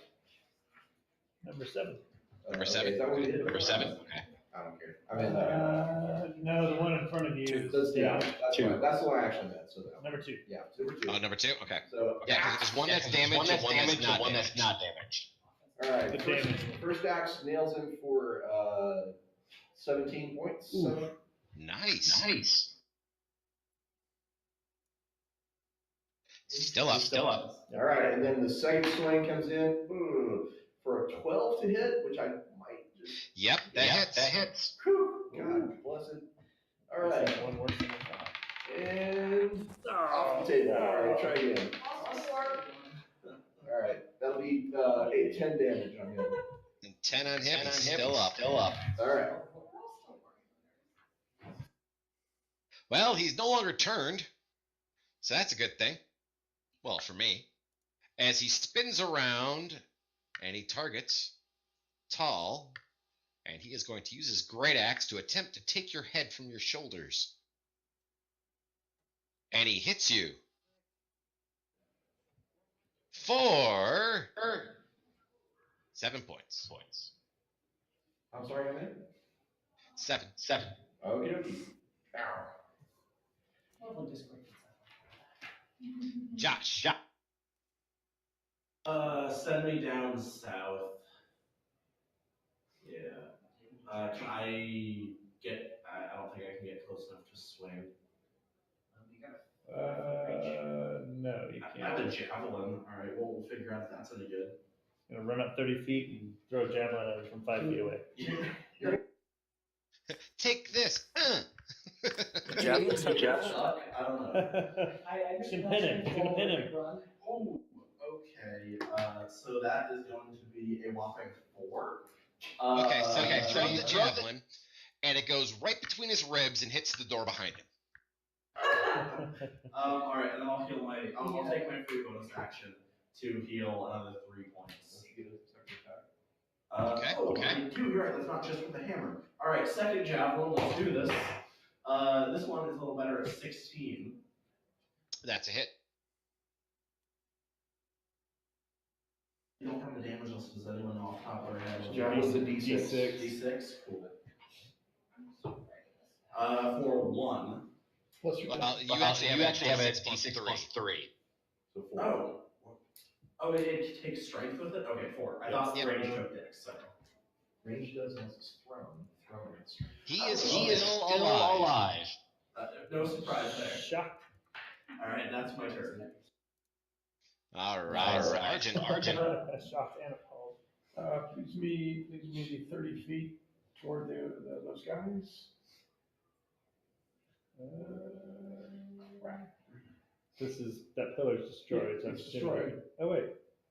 Yep, it's destroyed, but it's considered difficult terrain. Oh. Is there one player left dead? Nope, all the pillars are dead. Okay. Well, that's Maybe make an athletics check. yeah. Can I get there? Do I still have an attack action once I get there? Yes. Do I still have an attack action once I get there, Mr. D? Yes, you do. He says yes. He says yes. Would a pound hit both of those skeletons? You should be able to. Say it again. Yes, you should be able to. I'm going to unleash a cone of frost breath. Awesome. All right. Casey, do you know how to draw cones?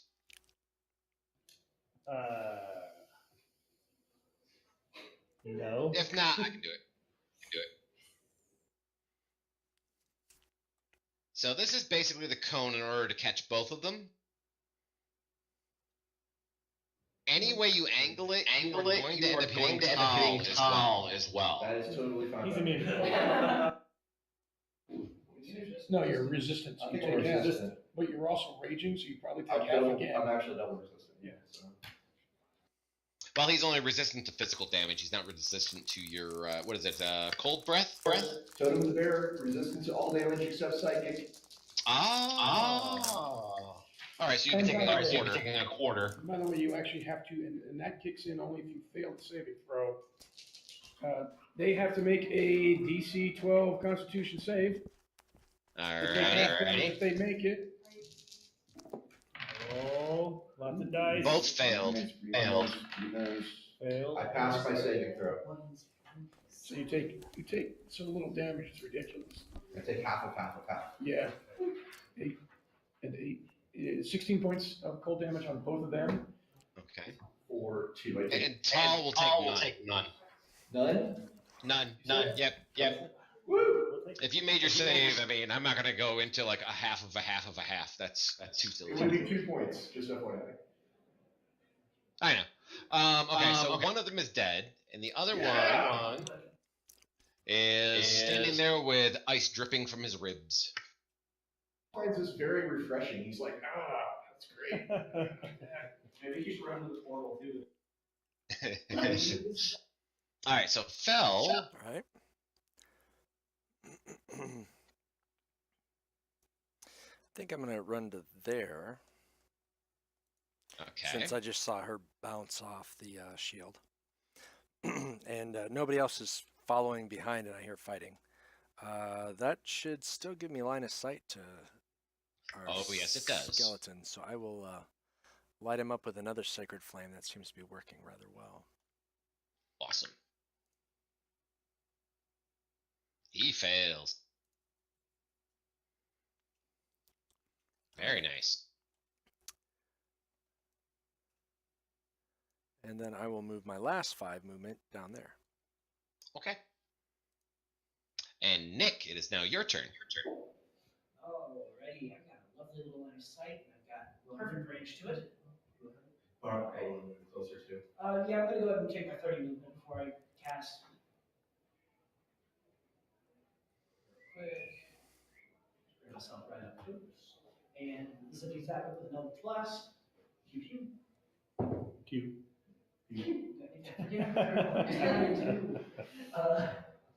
That's a 17 to hit. That's guaranteed. That's 27 to hit. Well, you finally got it. Natural one.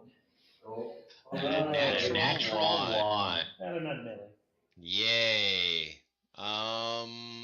Doesn't hit anybody though, unfortunately. Damn it. Okay, so roll your damage.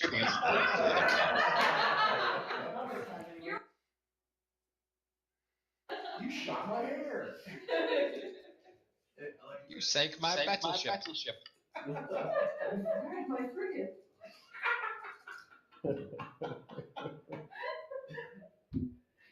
That's 9 plus 5, 14 damage to that one. Awesome. He's still standing. And oh, he's going to be coming like a freight train here in a minute. I got the health for a frigate. I don't know why I have so much health. All right. So he want to hit. He's got so many choices. Well, guess what? Nick is the last one to hit him. So we're going to go after Nick, which will allow Argent and Tall both op shots. Oh, nice. Hit. It's still hit. 2 hits. 8 for me. And 16 for me. Ooh. Holy shit. And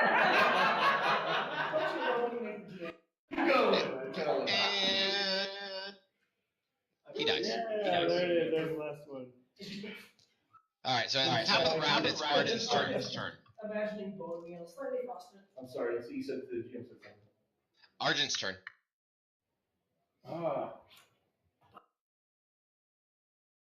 Please note, 45 minutes remaining. Yeah, I'm moving the doors and throw them open. Okay, so you throw open the door. You see to the south of you a large bronze statue of a man with his hands cupped in front of him as if he is holding something, and there is a soft glow coming from his hands. Go look what he's holding. Yeah, I've moved like 15 feet, so moving another 15, and then I'll take my dash to move all the way up to him. Okay. You can just go ahead and move him 45 total. Yeah, I'm going to move my attention. I mean, it's basically moving my whole 60 feet. All right. So in his hands, he appears to be holding a small crystal about the size of your thumb. It glows with a bluish white light.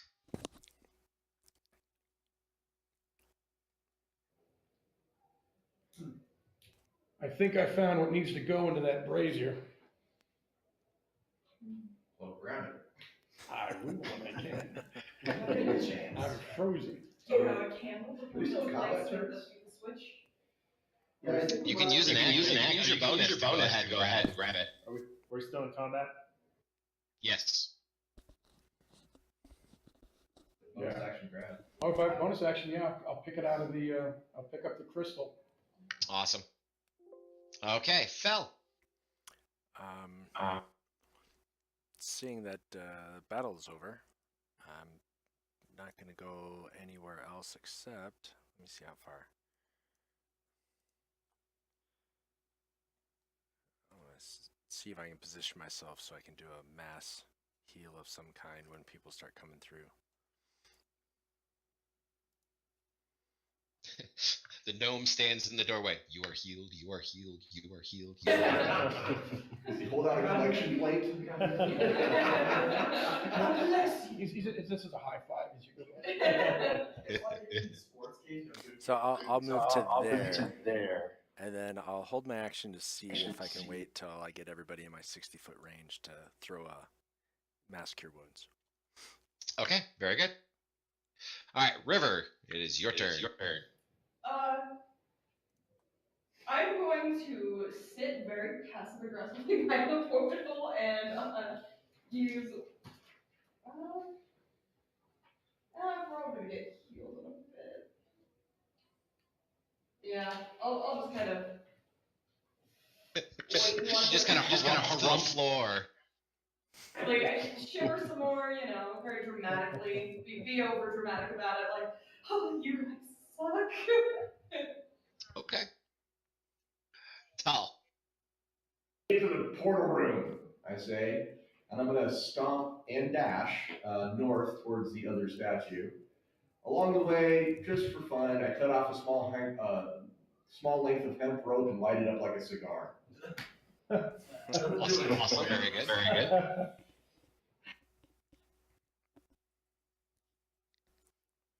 Nick. Alrighty, make my way to the portal room, I guess. A dash, I guess. Making your way downtown, walking fast. Casey, you got me on a dash too, right? I did. And my movement's 40. Yep. And my turn's going to be the same. Just get me a move and full dash right up to the portal. Yep. And Josh.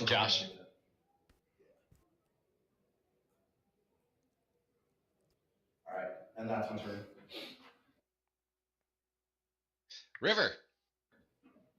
Gosh, yeah, that was fast. She shivers some more. Yeah. All right. River shivers. Arjun. I'm going to a double move toward the portal room with the intent of dropping one of these crystals into the brazier to see if that will change the portal to what we need. Okay. Now, as you start moving, you can feel this pulse in your hand. Thankfully, you're resistant cold.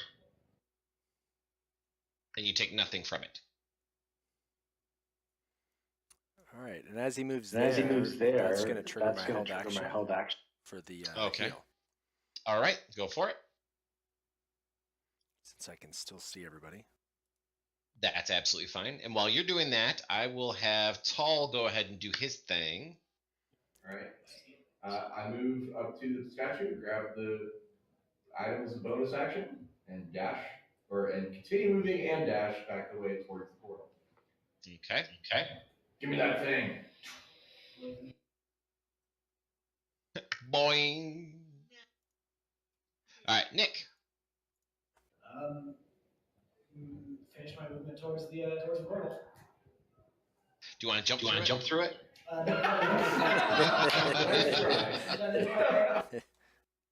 Hey, you can't hurt a guy for trying here, All right, Fel. I haven't taken damage yet.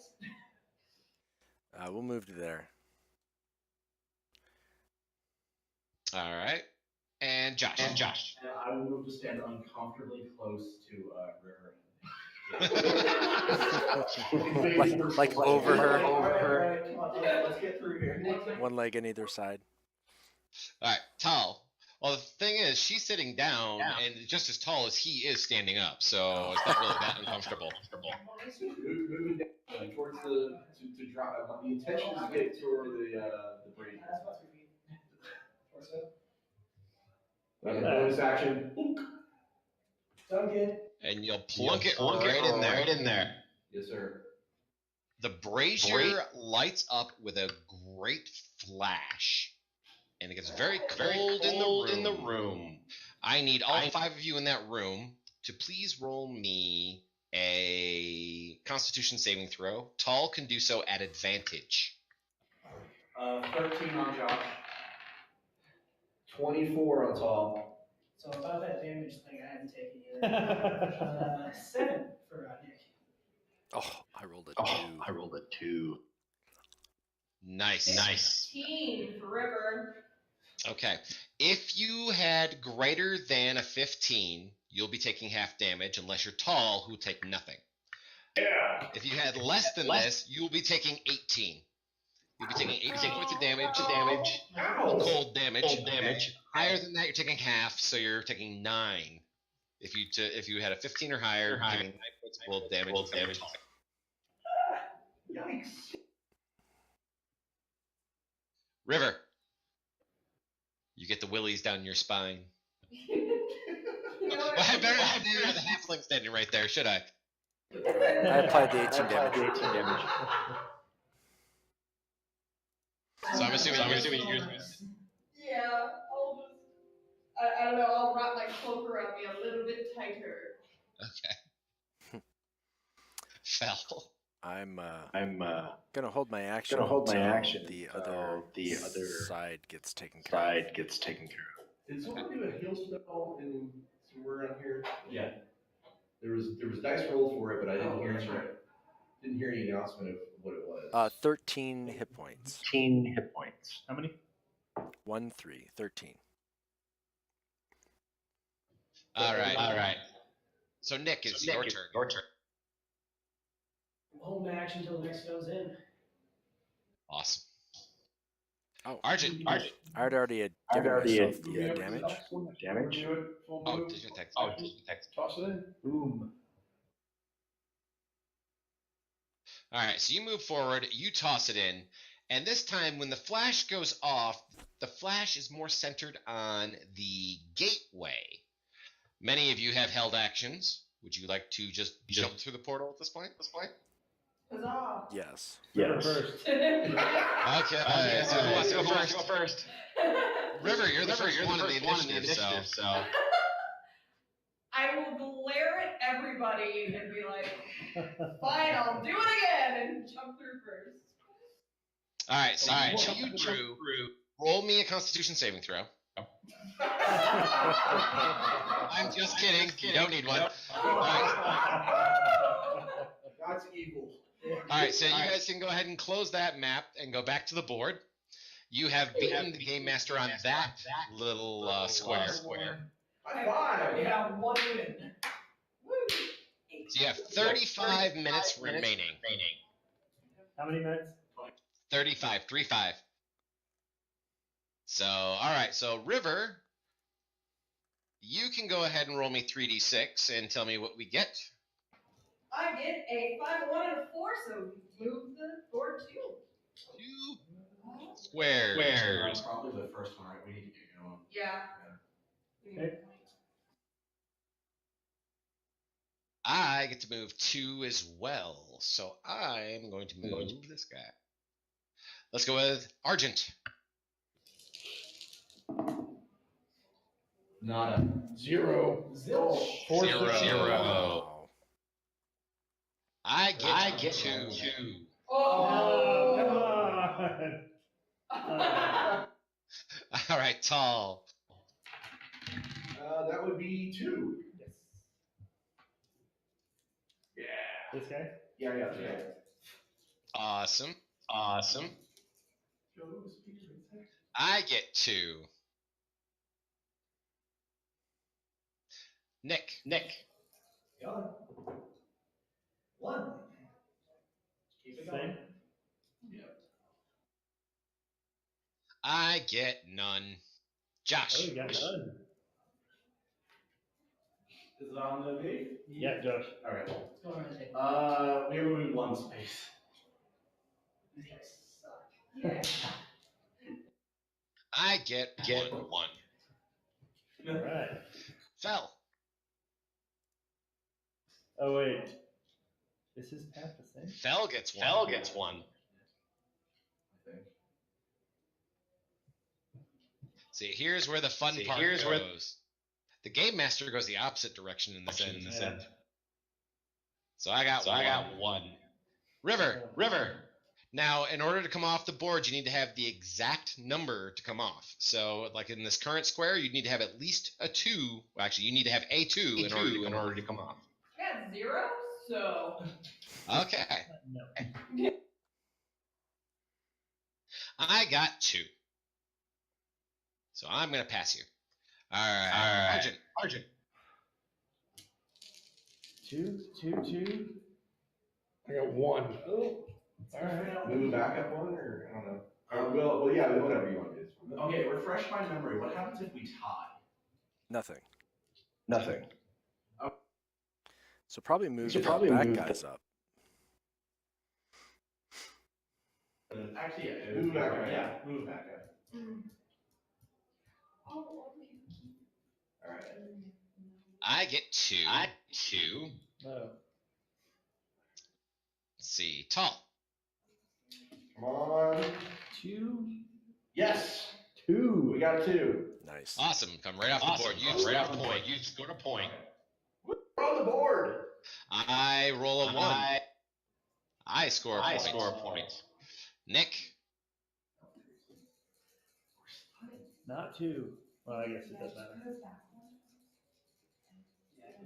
All right. So now let's see if we can move some new pieces on the board to block them. This one? Yeah, I think we'll move that further up on one.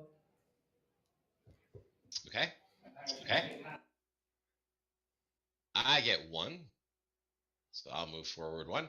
All right. Let's see. Josh. 1. Oh, 2. Do we want to try and get tied up? Yeah, if we tie and win the encounter, we'll be 2 ahead. But then we tie instead of letting him get another through. All right, yeah, we can do a barricade then and just try and Tie that way. we have about, make a decision. Let's go. We have about 30 minutes. So yeah, let's make a barricade and send it up, I guess. So get the last one. This guy? Yeah. Oh, no. We need 2. I get 3. Oh, Snapple. All right. That'd be Fell. Fell gets 3. Nice. Score, I guess. Well, it'd be nice if we could make a barricade at the I got 2. River. I got 1. Let's go ahead and move that. Well, if we block him, he's already been past that. You can still block him because you're going to come around this way, right? Yeah. I mean, not block him. You can still get the encounter and stop him. Yep. Okay. Let's go. Yeah. Here? Yeah. No. I get 0. Yes. All right. Argent. 3. Decisions. Do you want to go for the encounter or do we want to move other stuff up? I'd say move it up. What do you guys think? Move the further thing back and hope we get lucky. Here? Can we split it? Can we move 1, 2, and 1, 1? Yeah. Well, only one can move one piece. So here's how it works out, right? If we force the encounter, we can beat it in under 30 minutes. We'll be in a position to win. If we lose the encounter, take more than 30 minutes. It's a tie. Right. Other way to think about this is if we let him get around, if we move the back piece, we're in a position to score 2. He can only score 1. Right. He has a lot further. Yeah. He has a Yeah, lot further to he's get not going around. to get another ground. I mean, ahead of you probably. Yeah. All right, whatever you guys want to do. Move a back piece up. I think so. Okay. Back one? Yeah. Let's move the back one then. Let's run that risk. Yeah. Because we can score 2 here. I got 0 again. He's taunting us. So tall. Okay. So that back piece, I think we should move that one up. Make sure he 2. the back piece and get the rest of our white pieces. All right. So maybe here now, what we want to do is move stuff in to block. Right? Let him clear, and then we'll move around without an encounter. And if we get a block, we're good. Yeah. So move a new one on the board? Yeah. Whatever he just said, do that. Okay. I think this is what he said. I get 1. Ooh. Nick. Nothing. 1. Oh, no, never mind. I misread it. 2 4s and a 2. I get 1. All right, Josh. It's gonna be open, right? We're looking at 2. All right. So now we can either move a block or we can move around. Either one. I'm kind of thinking move around if you guys are good with it. Yeah. Because he has to get exactly. Got who here? No, he can get 1 more, so he has So it. he has to get exactly. He has to get exactly a 1. Oh, okay. Yep, and I got my 1. Oh. Okay. So now this is a priority. Yep. So Josh. Okay. Didn't I just go? Maybe it's Fell then. River. Yeah. River's next. Is it foul next? Yeah, Fowl's next. Oh, sorry. Oh, River's at top. My bad. Yep. So I guess it's Fel's next. Oh, my roll? Yeah. Yep. There Three. you go. Well, there you go. I think we want to move one in here. That sounds good. All right. So I get 1. I am really sucking ass on dice tonight. All right, River. 1. Let's go ahead and move the white one. Yeah, that one up. The white one? Okay, got it. The white one.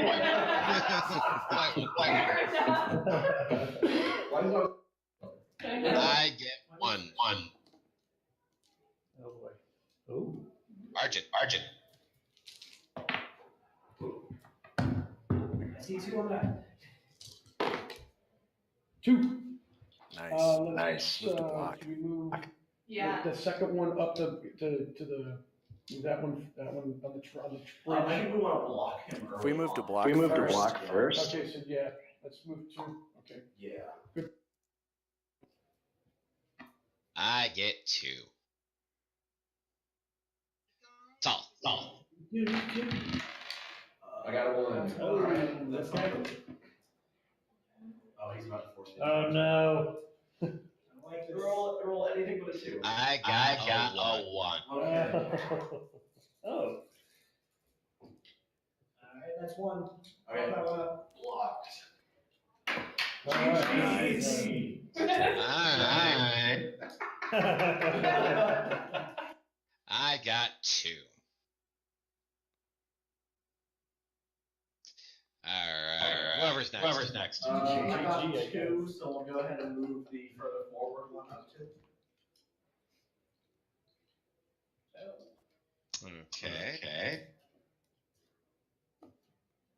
I got 1. Alright, so who's next? Spell next, will you? Yep. Yeah. That would be 1. Beautiful. I got 1. So that'd be Rivers next. Yep. I got 3, so let's move that farther back one up. Here? Can we? This one? Yeah. 2, 3. The incoming scoring pieces. I got 2.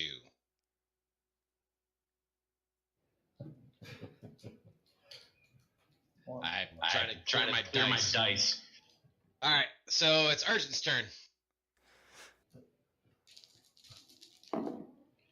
1. No 1. Do we want to Yeah. move the furthest one forward? 1. Sure. We now need to score. Right. So move this guy. No, move the other one up 1. No, 1 or a 3 will score. Yeah. Nice. I got nothing. So this would be Tall's turn. 1. Can we get 1 off? There we go. All right, you guys are tied at this point. Warm him up. I got 2. So this is Nick. Well, this year before, I got 1. 1. Not bad. You guys are cutting me to death. Whatever wins, man. I got 2, but I can only move 1. Our own especially. Josh. We are looking at another 1. Can we get 1? We must. We have to. 999 cuts. Well, I can't do anything, so Fel, go ahead and go. Hey, 1,000 paper cuts. We did it. 1.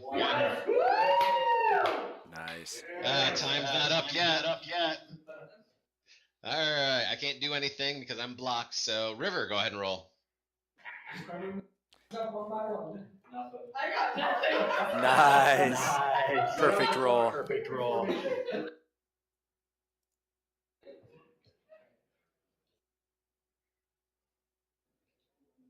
So what'd she roll? 0.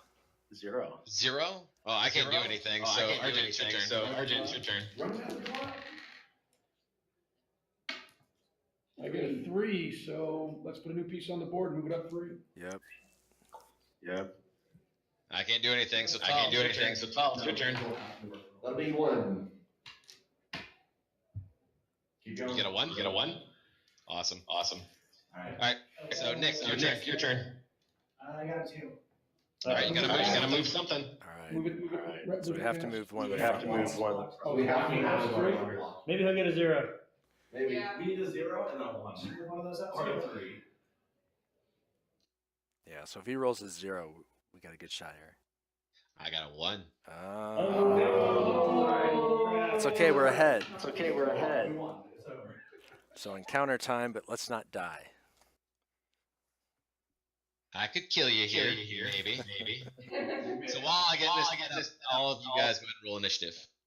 Well, if he can kill us, but he can't keep ourselves. At my mind, 20. Woo.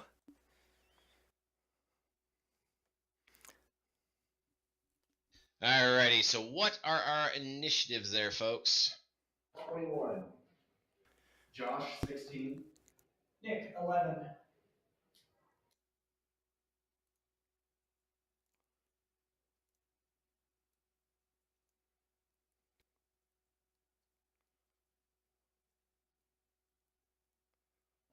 There you go. They're in text or chat there.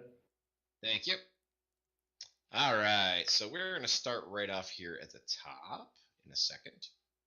Uh-oh. So the Game Master's voice comes to you and says, simply find your way out. Tall will be going first. You're in a large room with pillars. At the far southern end, you see stairs going up in between two large braziers. This looks like a puzzle. I'm gonna go up to one of the pillars and try and move it. Okay. So you go to probably the nearest pillar. Yep. You can give me a strength check. That'll be a 27. Nice. Wow. Wow. Okay, so you grab a hold of the pillar and you start to rotate it. Counterclockwise. Okay. What's happened? Anything else? Nothing else happens. Round and around he goes. I assume my turn is done, or maybe you can tell me if I can go to other pillars and move them in the same way. You can move over to another pillar and try again. Yeah. All right, cool.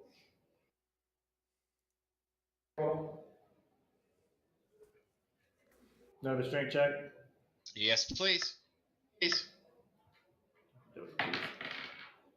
23. And you get this pillar to move. Clockwise.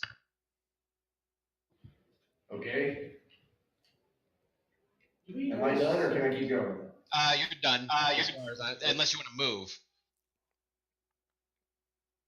Just stay where I'm at. I'm good. Okay. So Fel, it's your turn. I'm going to do cleric-y stuff, and I'm going to give everybody a heal from last time. Clericies. So Yay, another mass clericies. heal. Awesome. 19 Nice. points, everybody. Nice. So, Oh, I forgot to target myself. I'll adjust that. I have 2 health points left. That you need back. No, he healed. He healed you. No, I know. I'm saying To be I full. have 92 for my total. I have 90 right now. Oh, you're So 2. I got close. you. And DM, I actually forgot to target myself on the previous mass heal. Can I apply that? Yes, you can. All right. I was wondering about that myself. Yeah. All right. So when you're all set, you can advance your turn, sir. There you go. All right. So River. Okay, does a passive perception of 25 get me to notice anything? holy Moses. You notice the fact braziers are hot. Protected portals are cold. Braziers are hot. Yes, and the pillars seem to be rotating. But you don't see any writing, you don't see any traps, you don't see anything secretive anywhere within 20 feet of you. Okay, fair enough. Well then I will go to the pillar to my rightmost, or eastmost, I guess, in this. And I will see which way that rotates. Give me a strength check. 4. 4. 4. The whole 4. Try as you might, you cannot make this pillar move. So I notice everything and do nothing. Got it. Yes. Why do you think I just stood there and healed everybody? Fair. 17 minutes remains, by the way. 30 feet forward, up the steps, or to the steps, and then I will take my next move till I can see what's in the hallway and chamber beyond. Yeah, that's good, right? About 20 feet. 20? Yeah, there. Come on, movie. Yeah, there we go. Need us to be surprised or attacked by anything. Okay. So you see stairs leading down to the west that lead to a 5-foot wide doorway. And then you see these 2 little alcoves, one to your east and one to your south, that appear to be empty. Well, for ease of time, I'll pass that information back, yell it back down to the chamber. I see a door and some stairs. And 2 alcoves, you know. And would you like to do anything else? That's eaten up all my movement, so I will prepare for anything that shows up because, like last time. Okay. Josh. Between I can. Say that one more time. Between moving and dashing, I'll get as close as I can. To the new door, the stairs. All right, so we got 45 and 60-ish. I'm not close enough to open the door. It's not open. So that's gonna be it for me. Okay. Nick. Appreciate that. I'm gonna go ahead and get back up. Cast Eldritch Sight. See what magic flies around. Okay. You cast Eldritch Sight, and the braziers appear to be magical. So, same situation as before, we find more dueling stones this time around. Find out if the flame is hot. Just put it Is the flame hot? I am resistant to fire. Is the flame hot? You're walking up here? Go and take that move, yeah. Do that trick Boy Scouts do. Okay. So you walk over, and yes, the brazier is indeed warm. It is hot.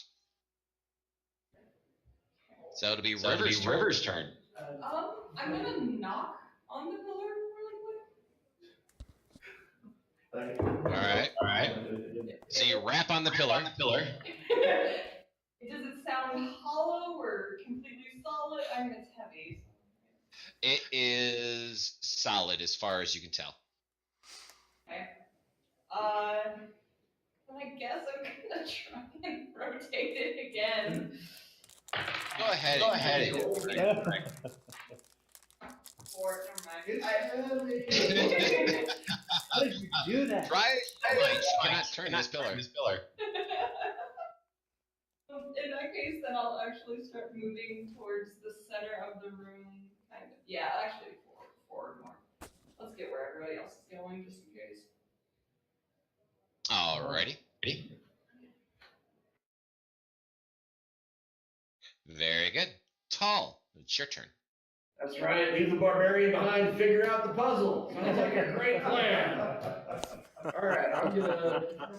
Can you advance me up to the other 2 little pillars there, and I'll see if I can determine which direction those 2 turn. So I'll start with that one.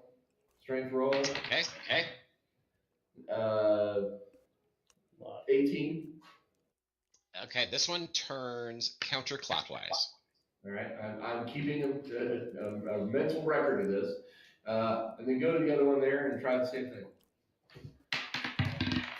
Strength roll is 14. This one turns clockwise. Fake. Maybe. Counterclockwise, all right. Yeah, it's Somebody write this down, please. Counter.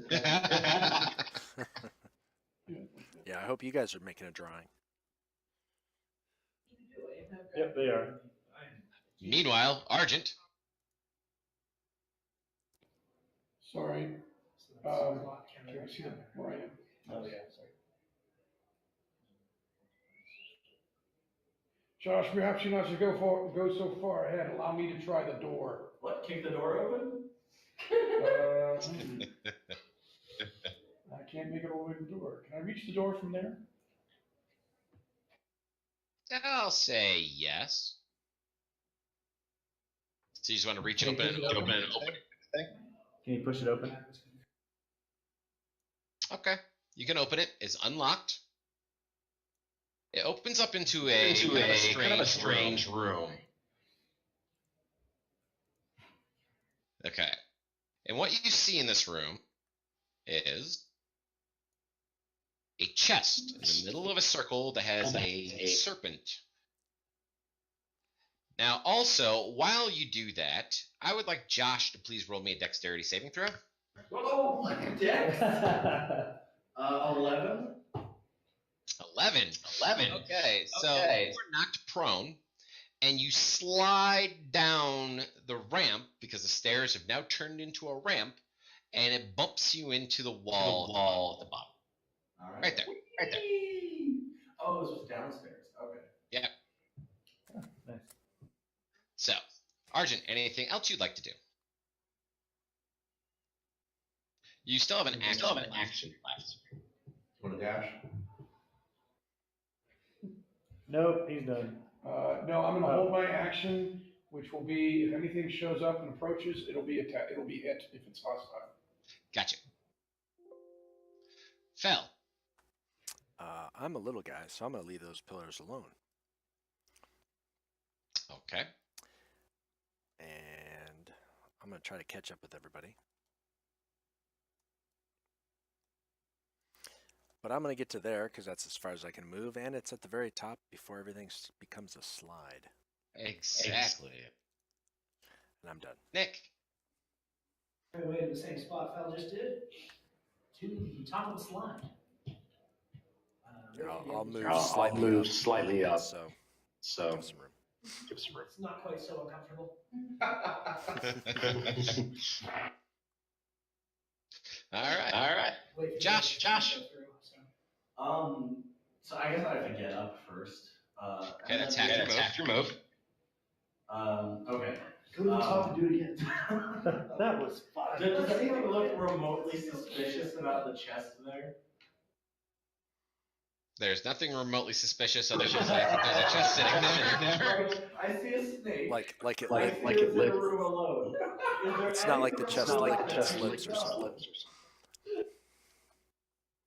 Okay, so the chest has no lips. It's not looking at you. It's just sitting there. It is indeed sitting in the center of what looks like a 10-foot wide snake sigil of some kind on the floor.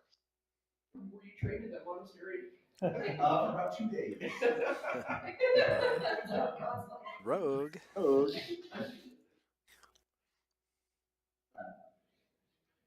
I mean, I'm tempted to move into the room, just not up to the chest yet. It might be an awful idea, but let's see what happens. Yeah, just like around the side of it.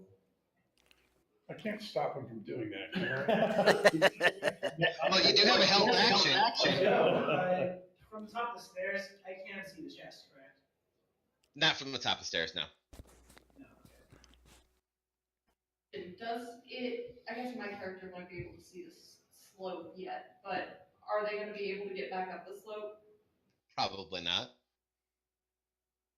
I know that makes total sense. I got a plan. I got things. I can help it. Has anything bad happened to me yet? No, nothing's bad. Nothing yet. As a matter of fact, you're in this next round. I'm what? You're first. It's your turn again. Oh, the temptation. See, here's the thing. I'm really reckless, but I know nobody wants me to do this. I really want to open the chest, though. We already won the game. I'd like to. Okay, let's go on the other side to see the front of the chest. Just take a look at it. We're getting Dark Souls thing. Make sure you hit it first. So you want to move there? Yeah. Onto the sigil. Make me a wisdom saving throw. Yeah, there it is. I already know I'm going to fail this. I'm going up to it. 15. 15. Unfortunately, Josh's feet feel suddenly very, very heavy, as if they were, your boots were made of lead or full of concrete. Oh, wait, your boots aren't full of concrete. That's your feet turning into stone. Oh. Actions left? Can I step away? Yes, you do have an action left. Alright, I'd like to go ahead and step away from the chest off of the snake sigil. Okay, you can step off. We'll do the 10. We'll back out a little. Step off. Okay, which will allow you to see up this weird little hallway. Are my legs permanently stoned now? Is there anything with that? It's slowly turning to stone. You can see it creeping up your legs. Everybody must get stoned. All right, Nick, you're standing at the top of the slide. I don't have vision of him, and I can't exactly use my Dark One's luck here, so can't add these 10 to that saving throw for you. Wait a second, I have an aura that should have helped me there. Wah, wah. Well, too late now. Alright, well, when no one gets to slide, do my best to slide down without falling on my ass. That's not how this Dexterity saving throw. I have all rightish decks. I feel I can roll against this. I can't let me. That's 11. No, that's 12. 12. 12, sir. A 12. Can I have Argent roll me a saving throw? Incoming. You see, traditionally.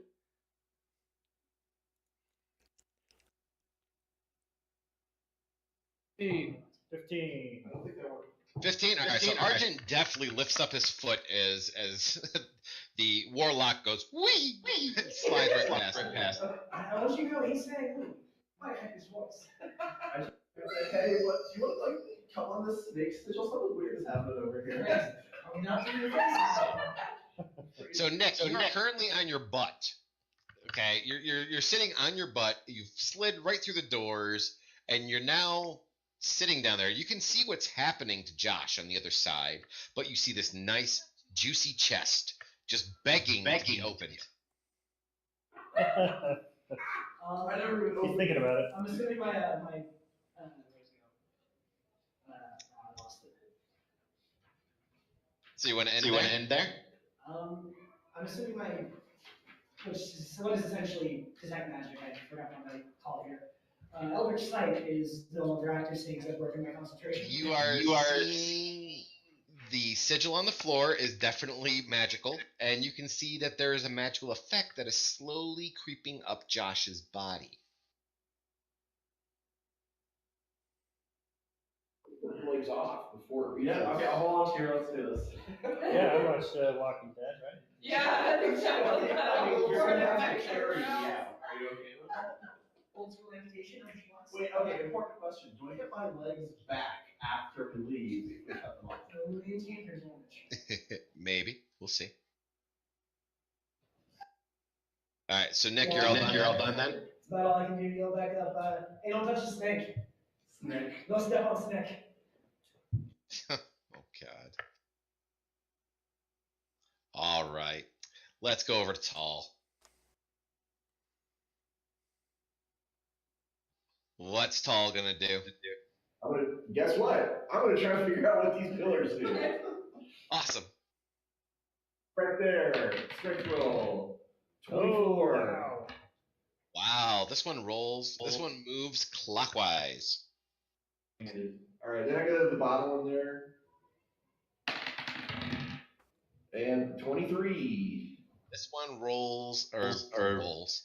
It goes around counterclockwise. And when I have left, head me over towards the right because those are the last two pillars I haven't checked. so you get plenty. I tried. You should. Let's try. Well, if you could actually. They're solid. I know that much. Here? Yeah, that'd be great. And that's all. I think that's all I can do. So. Okay. And fell. All right. I like a good slide. Wee. All right, go ahead and roll me a dexterity saving throw. Or are you just gonna like sit on your ass and just go? Oh, I'm just dropping down on my butt and sliding. Okay. Coming okay. through. Coming through! All right, Archie, go ahead and roll me a saving throw. I can see this dragon at his feet. He's got all sorts of people flying out from underneath his legs. 4. Okay, so you're now on your butt. You're bowled over by a gnome. I'll stand up and move the rest of the way just to clear the bottom. Do I see Josh turning the stone? Yes, you can see Josh turning the stone. All right. Well, if I still have an action, then let's see. Oh, it's touch. I'll say, Josh, you need to come back to me, and I think I can fix that for you. Why? All right. All right, River. All right, I'm gonna move into the corridor, like straight, yeah, right there. And then I'm going to look around and see if I see anything on the wall behind me to tie a rope to. It is utterly devoid of anything obtrusive enough for you to tie anything to. Okay.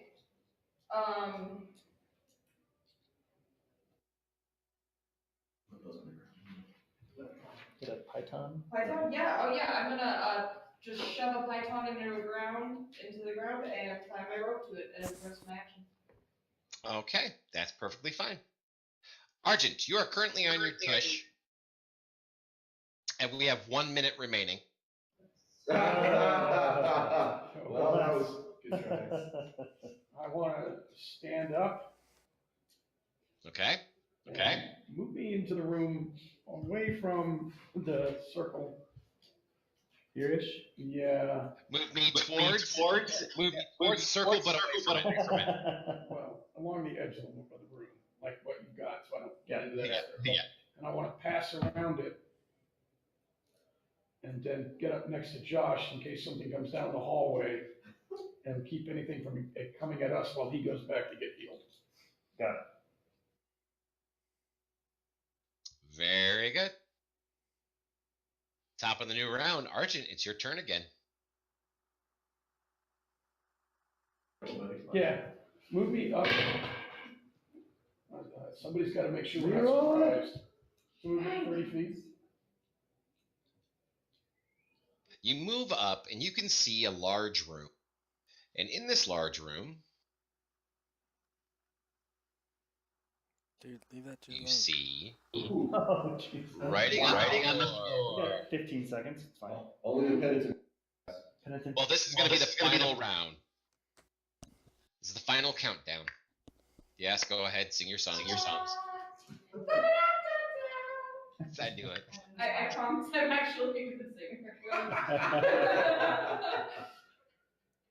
So, Argent, a bunch of writing. A weird broken circle in the middle, and then a corridor that leads to the north. And you still have an action.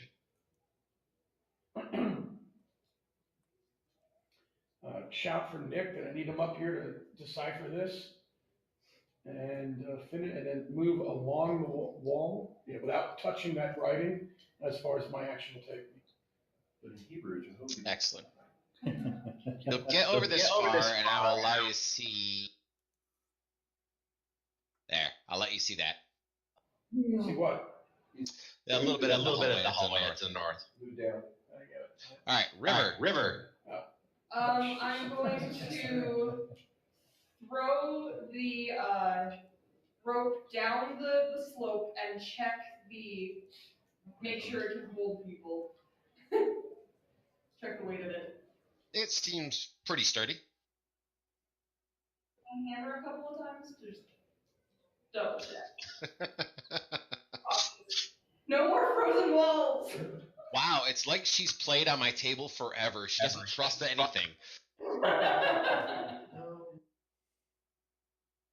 So, yes, it's sturdy. It's good to go. You can climb on the rope if you wish. Yeah, I'll slowly climb down, not knocking anybody over. All right, with the rope, you'll be able to move at half speed and be able to get to the bottom using your full round action and dashing and all the rest of that stuff. Don't forget you're a rogue, and you still have the bonus action dash as well. So at this point, you can get a full feet. Run to the chest. Run to the chest. And kind of use my passive perception to see if I see anything snazzy. You do see something snazzy. You see that big snake sigil on the ground and a juicy-looking treasure chest. I'm good. Okay. Josh. Sure, I'll go back to the cleric and get healed. Okay, you can move at half speed because you are now stoned up to your waist. All right, as long as he can get in touch range, and he's within 5. Dash to get there, but if I am, Would you say my tell him to come back to me? That would be a held action to cast on him. Yep.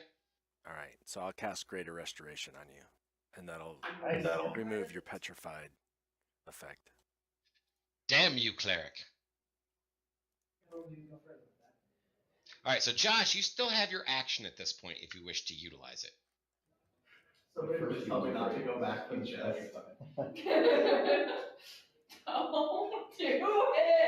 All right, I'll go down the hallway like a peasant. I can just see him looking all dejected, his head's down. He's like, fine, I'll go. All right, Fel, it's your turn. All right, let me see something here. Oh no, I guess I'm smart enough to leave the chest alone. Oh. What, you can heal? Even my chat is like clerics. All clerics must die. All right, I'll succumb to the whims of the chat since they've been so nice to us. All right, so go ahead and give me a wisdom saving. I mean, this is the last round after all. All right, you are successful. You are not turned into stone. And I'll open the chest. All right, so you reach out, you touch the chest.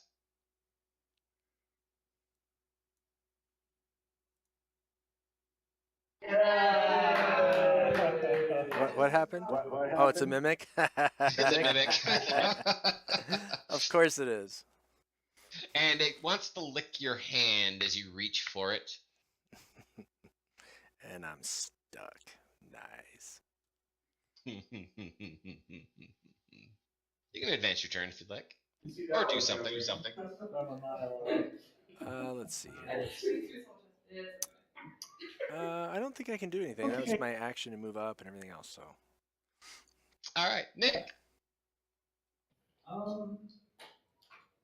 Last round, and I'm the second to last here. Do I want to move to the room Tal's told me to, or try to help the player? Or charge it. Sorry. Charge the mimic, charge the room. Charge the mimic. Except I'm a Save the cheerleader, save the world. I'm a caster, and not a good idea to charge the mimic. When he says charge the mimic, he means blast the shit out of it. Exactly. Try to banish it.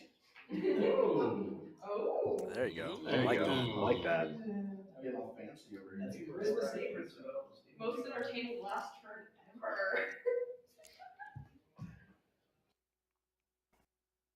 All right, so what's my save on this? Charisma save. Actually, I can look it up. It's charisma. I don't know what his DC is. It is a DC 17 charisma saving throw. Sweet. Nobody likes mimics. Hey, it's right there. He should fail. And I got a 6, so he's banished. You shot at the mimic. Nice. By the way, that mimic was purchased by my chat for you guys within the first 5 minutes of the game.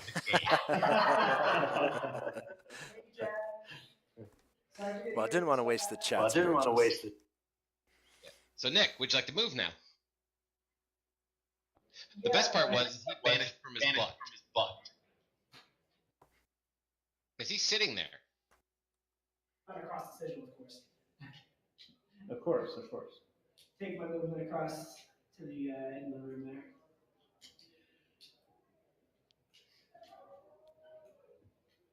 And that's all I get for having actually cast, so yeah, me. Awesome. All right. Last but not least, Tal. Smash the pillars, they tell me. Destroy the skeletons, they tell me. Fine, here I am by myself moving around these damn pillars. All right, I'm going to check the last 2 pillars if it's the last thing I do. Which, hey, All right, so it's the all right, last so thing. That top pillar there. Top one. 14? Okay, 14 will turn it, and it turns. Let me see. No, that one turns counterclockwise. Last pillar. I'll rage. Get advantage on it. That'll give me a 15. Or 18, sorry. Okay, and that one turns clockwise. Great. Figured it out. All right, I'll head south with my full movement there. All right. Guys! Sprint. Guys! And as Tall runs through the dungeon, screaming at the top of his lungs, "Hey, you guys!" Yep. Everything fades to black for all of you. And you end up back in front of the Game Master. He smirks at you for a moment, wiggles his finger, lays his finger aside his nose, and he and the board poof away. And in his place stand 6 adventurers who were once dead and are now alive. Hooray! Congratulations. You are the first to beat the Game Master of Ur in 2 years. No, Nice. second people to beat the Game Master of Ur in 2 years. Outstanding. So, ladies and gentlemen, We're high this fiving is it. Congratulations. And so let me wrap things up with my stream here real quick. So, ladies and gentlemen, this was the Game Masters of Ur. We were playing with everybody from Genghiscon. They were at the table playing. We had Casey Rift as my long-reaching hands out in that direction. But we'll spin around the table one more quick time just to say hi to everybody and find out who they are, if they have any new products coming out in the near future that they may want to give us a little sneak peek of. So why don't we start with Argent. Why don't you go ahead? This is Michael Serbrook with Evil Beagle Games, and I will have numerous projects coming out as part of my line over the year. Unfortunately, I don't exactly know which ones are the most recent, but please take a look, especially for you D&D fans. I have a number of things coming out with D&D in mind. Also, there is a Kickstarter next month. The Kickstarter next month for Freedom Squadron, the big Savage Worlds super agent action world global action. If you've ever liked a certain highly trained special mission force that fought for freedom wherever there's trouble, you would really like this RPG. Awesome. Sounds good. Yes, knowing is in fact half the battle. Do you guys have a website? EvilBeagleGames.com. Awesome. Very cool. All right, River. Oh gosh. Well, I guess we are I'm just a small streamer, and we have this fictional gaming as 3 of our united YouTube, and we have a new what's the game called? Space Hulk Deathwing. We have a new Space Hulk Deathwing video coming out very shortly. This fictional gaming. Good luck spelling it. Yeah. DYSFICTION. It's spelled like it sounds, but Right. Yeah. Can't figure that out. Someone's falling dysfunctional right now. I'm the editor for it. We're all the voice actors, and and hopefully we'll have a CS:GO, CSI coming out soon. I feel a little silly pitching that next to actual real product. Yeah. It's a real product. All right, so why don't we go with Josh? Hi, Josh, the not so smart paladin, and Britt just pitched the whole thing for me. So. Awesome. All right, so Phil. Just mostly a player and part-time DM, moving into DM. Haven't developed anything yet, although I'm looking at producing some modules, maybe for DM's Guild or RPG Now, something like that. So I'm just hanging out, having a good time, and learning how to get more involved in the community in general. Awesome. And don't you stream as well? I'm just started, so it's really, really amateur. It's Felloster at Twitch. So if you search for me, you can find me occasionally. I have a couple videos out, both for D&D, some BattleTech or MechWarrior Online, and I'll probably soon start streaming some Kingdom Come Deliverance since I just got my Kickstarter from them. Ooh, very cool. All right, and Nick. Well, Brittany did everything for me there. I'm just Nick Jones. I'm a little man. I feel tiny next to all these guys. That's just because we're very big. We're like also big in everything, big in all the things I think. So phrasing. I play Warlocks. That's all I got. I like to blast stuff. Awesome. All right, let's go with Tal. Hi, I'm Tal. I'm also Ross Watson. You can find me on Twitter at @TheRossWatson. I work for Ulysses North America. Their website is ulysses-us.com, and we are working on some really awesome stuff like the newly released Torg Eternity RPG, one of the biggest Kickstarters of last year. And the new thing, the new hotness, is the game I'm designing called Wrath and Glory. It is the new Warhammer 40,000 roleplay line that will be coming out at Gen Con 2018. Nice. And Gio, I'll be happy to provide all the links so we can get them attached as well. Okay. Yep. I can definitely do that. And last but not least, why don't we have Casey go ahead and read us out? Well, everybody, thank you very much for tuning in. I really appreciate it. This is our experimental game, so this is the first time that we've tried this. This is the Blackmore Society is a new organization that's attempting to bring virtual play to conventions, and this is our Genghiscon rather is our 6th convention. Started last year with KoboldCon in March. We've been moving on since then. This is the first time where we've had the DM virtual and the players, for the most part, live in-house at the convention. So hopefully you on the listening in enjoyed it. Hopefully the players had a great time. Thank you, Casey. Thank you, Jeff. It was awesome. Good. Yeah, great time. Great time. Playing a campaign with the system as well.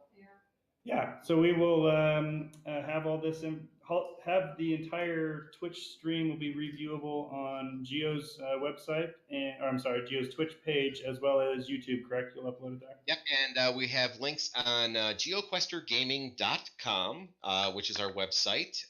They have links to all of our old stuff, whether it is our Twitch library or YouTube library or any of the rest of those things. It's all there, including the fact that I think myself and one other GM have been to every single one of the Blackmore Society conventions at this point. Yeah, that's correct. Absolutely. Impressive. It's been no small amount of effort, so I definitely appreciate it on your end as well. I'm actually wearing my Blackmore Society shirt right now. Hey, so am I. Yeah. Small world. BlackmoreSociety.com is the website, and you can find out all the information for what we're trying to do, all the links, all the appropriate social media information is there. And again, I thank you all for trying this out, and everybody who's online, I really appreciate your attendance as well. Very cool, very cool. And ladies and gentlemen, be sure to come back on Sunday when the Fantasy Grounds College is sponsoring a wonderful post-Valentine's Day Ask Me Anything, which is called Couples in Gaming. So many couples out there play games together, role play together, do tabletop and war games together. And myself and my wife, Susie Q, are going to be special guests, along with the couple from Encounter Roleplay and a few other couples from out there that many people know. And so we'll all be there. You can ask us anything, almost anything, I guess. Later on Sunday night, we have the Savage Maidens versus Black Waters, the only undefeated temple or dungeon, as this may go, in the Delver Society dungeon races. It has claimed now 5 corpses. So out of the 2 other times I've run it, so we're going to see if the maidens are true to their word when they say, don't send a man to do a maiden's job. And also to our special guests today, I'd like to thank all of you for coming by, all of our players, for having a great time. This reminds me of my old days going back to the conventions and sitting around a table and just shooting the shit and being goofy and silly and not really caring what the game was all about, just having fun again. And I love it. Thank you so very much, every one of you, for coming by. At some point in time, I'll probably have Casey talk to each of you, possibly coming and visiting us at the end of the month, at one of these months coming up. The last Monday of every month, we do a special guest interview, and we give stuff away on our Legends and Lore stream on Monday nights. So we'll get in touch with you guys in the future and let you know, see if you're interested in coming by and pimping your product. So for that, ladies and gentlemen, this has been a long stream today with a lot of weird technical issues that almost didn't let this happen. So myself, for Susie Q, for everybody here at GeoQuester Gaming, everybody out there at Genghiscon 41, thank you so much for coming by, and we will see you all next time. Bye-bye. Bye. Thanks for the mimic. Ladies and gentlemen, that'll conclude our stream of this. And we are out, folks. For Gamemaster of Ur. Thanks for watching, and excellent. come back around that was sometime. a lot of fun. Bye.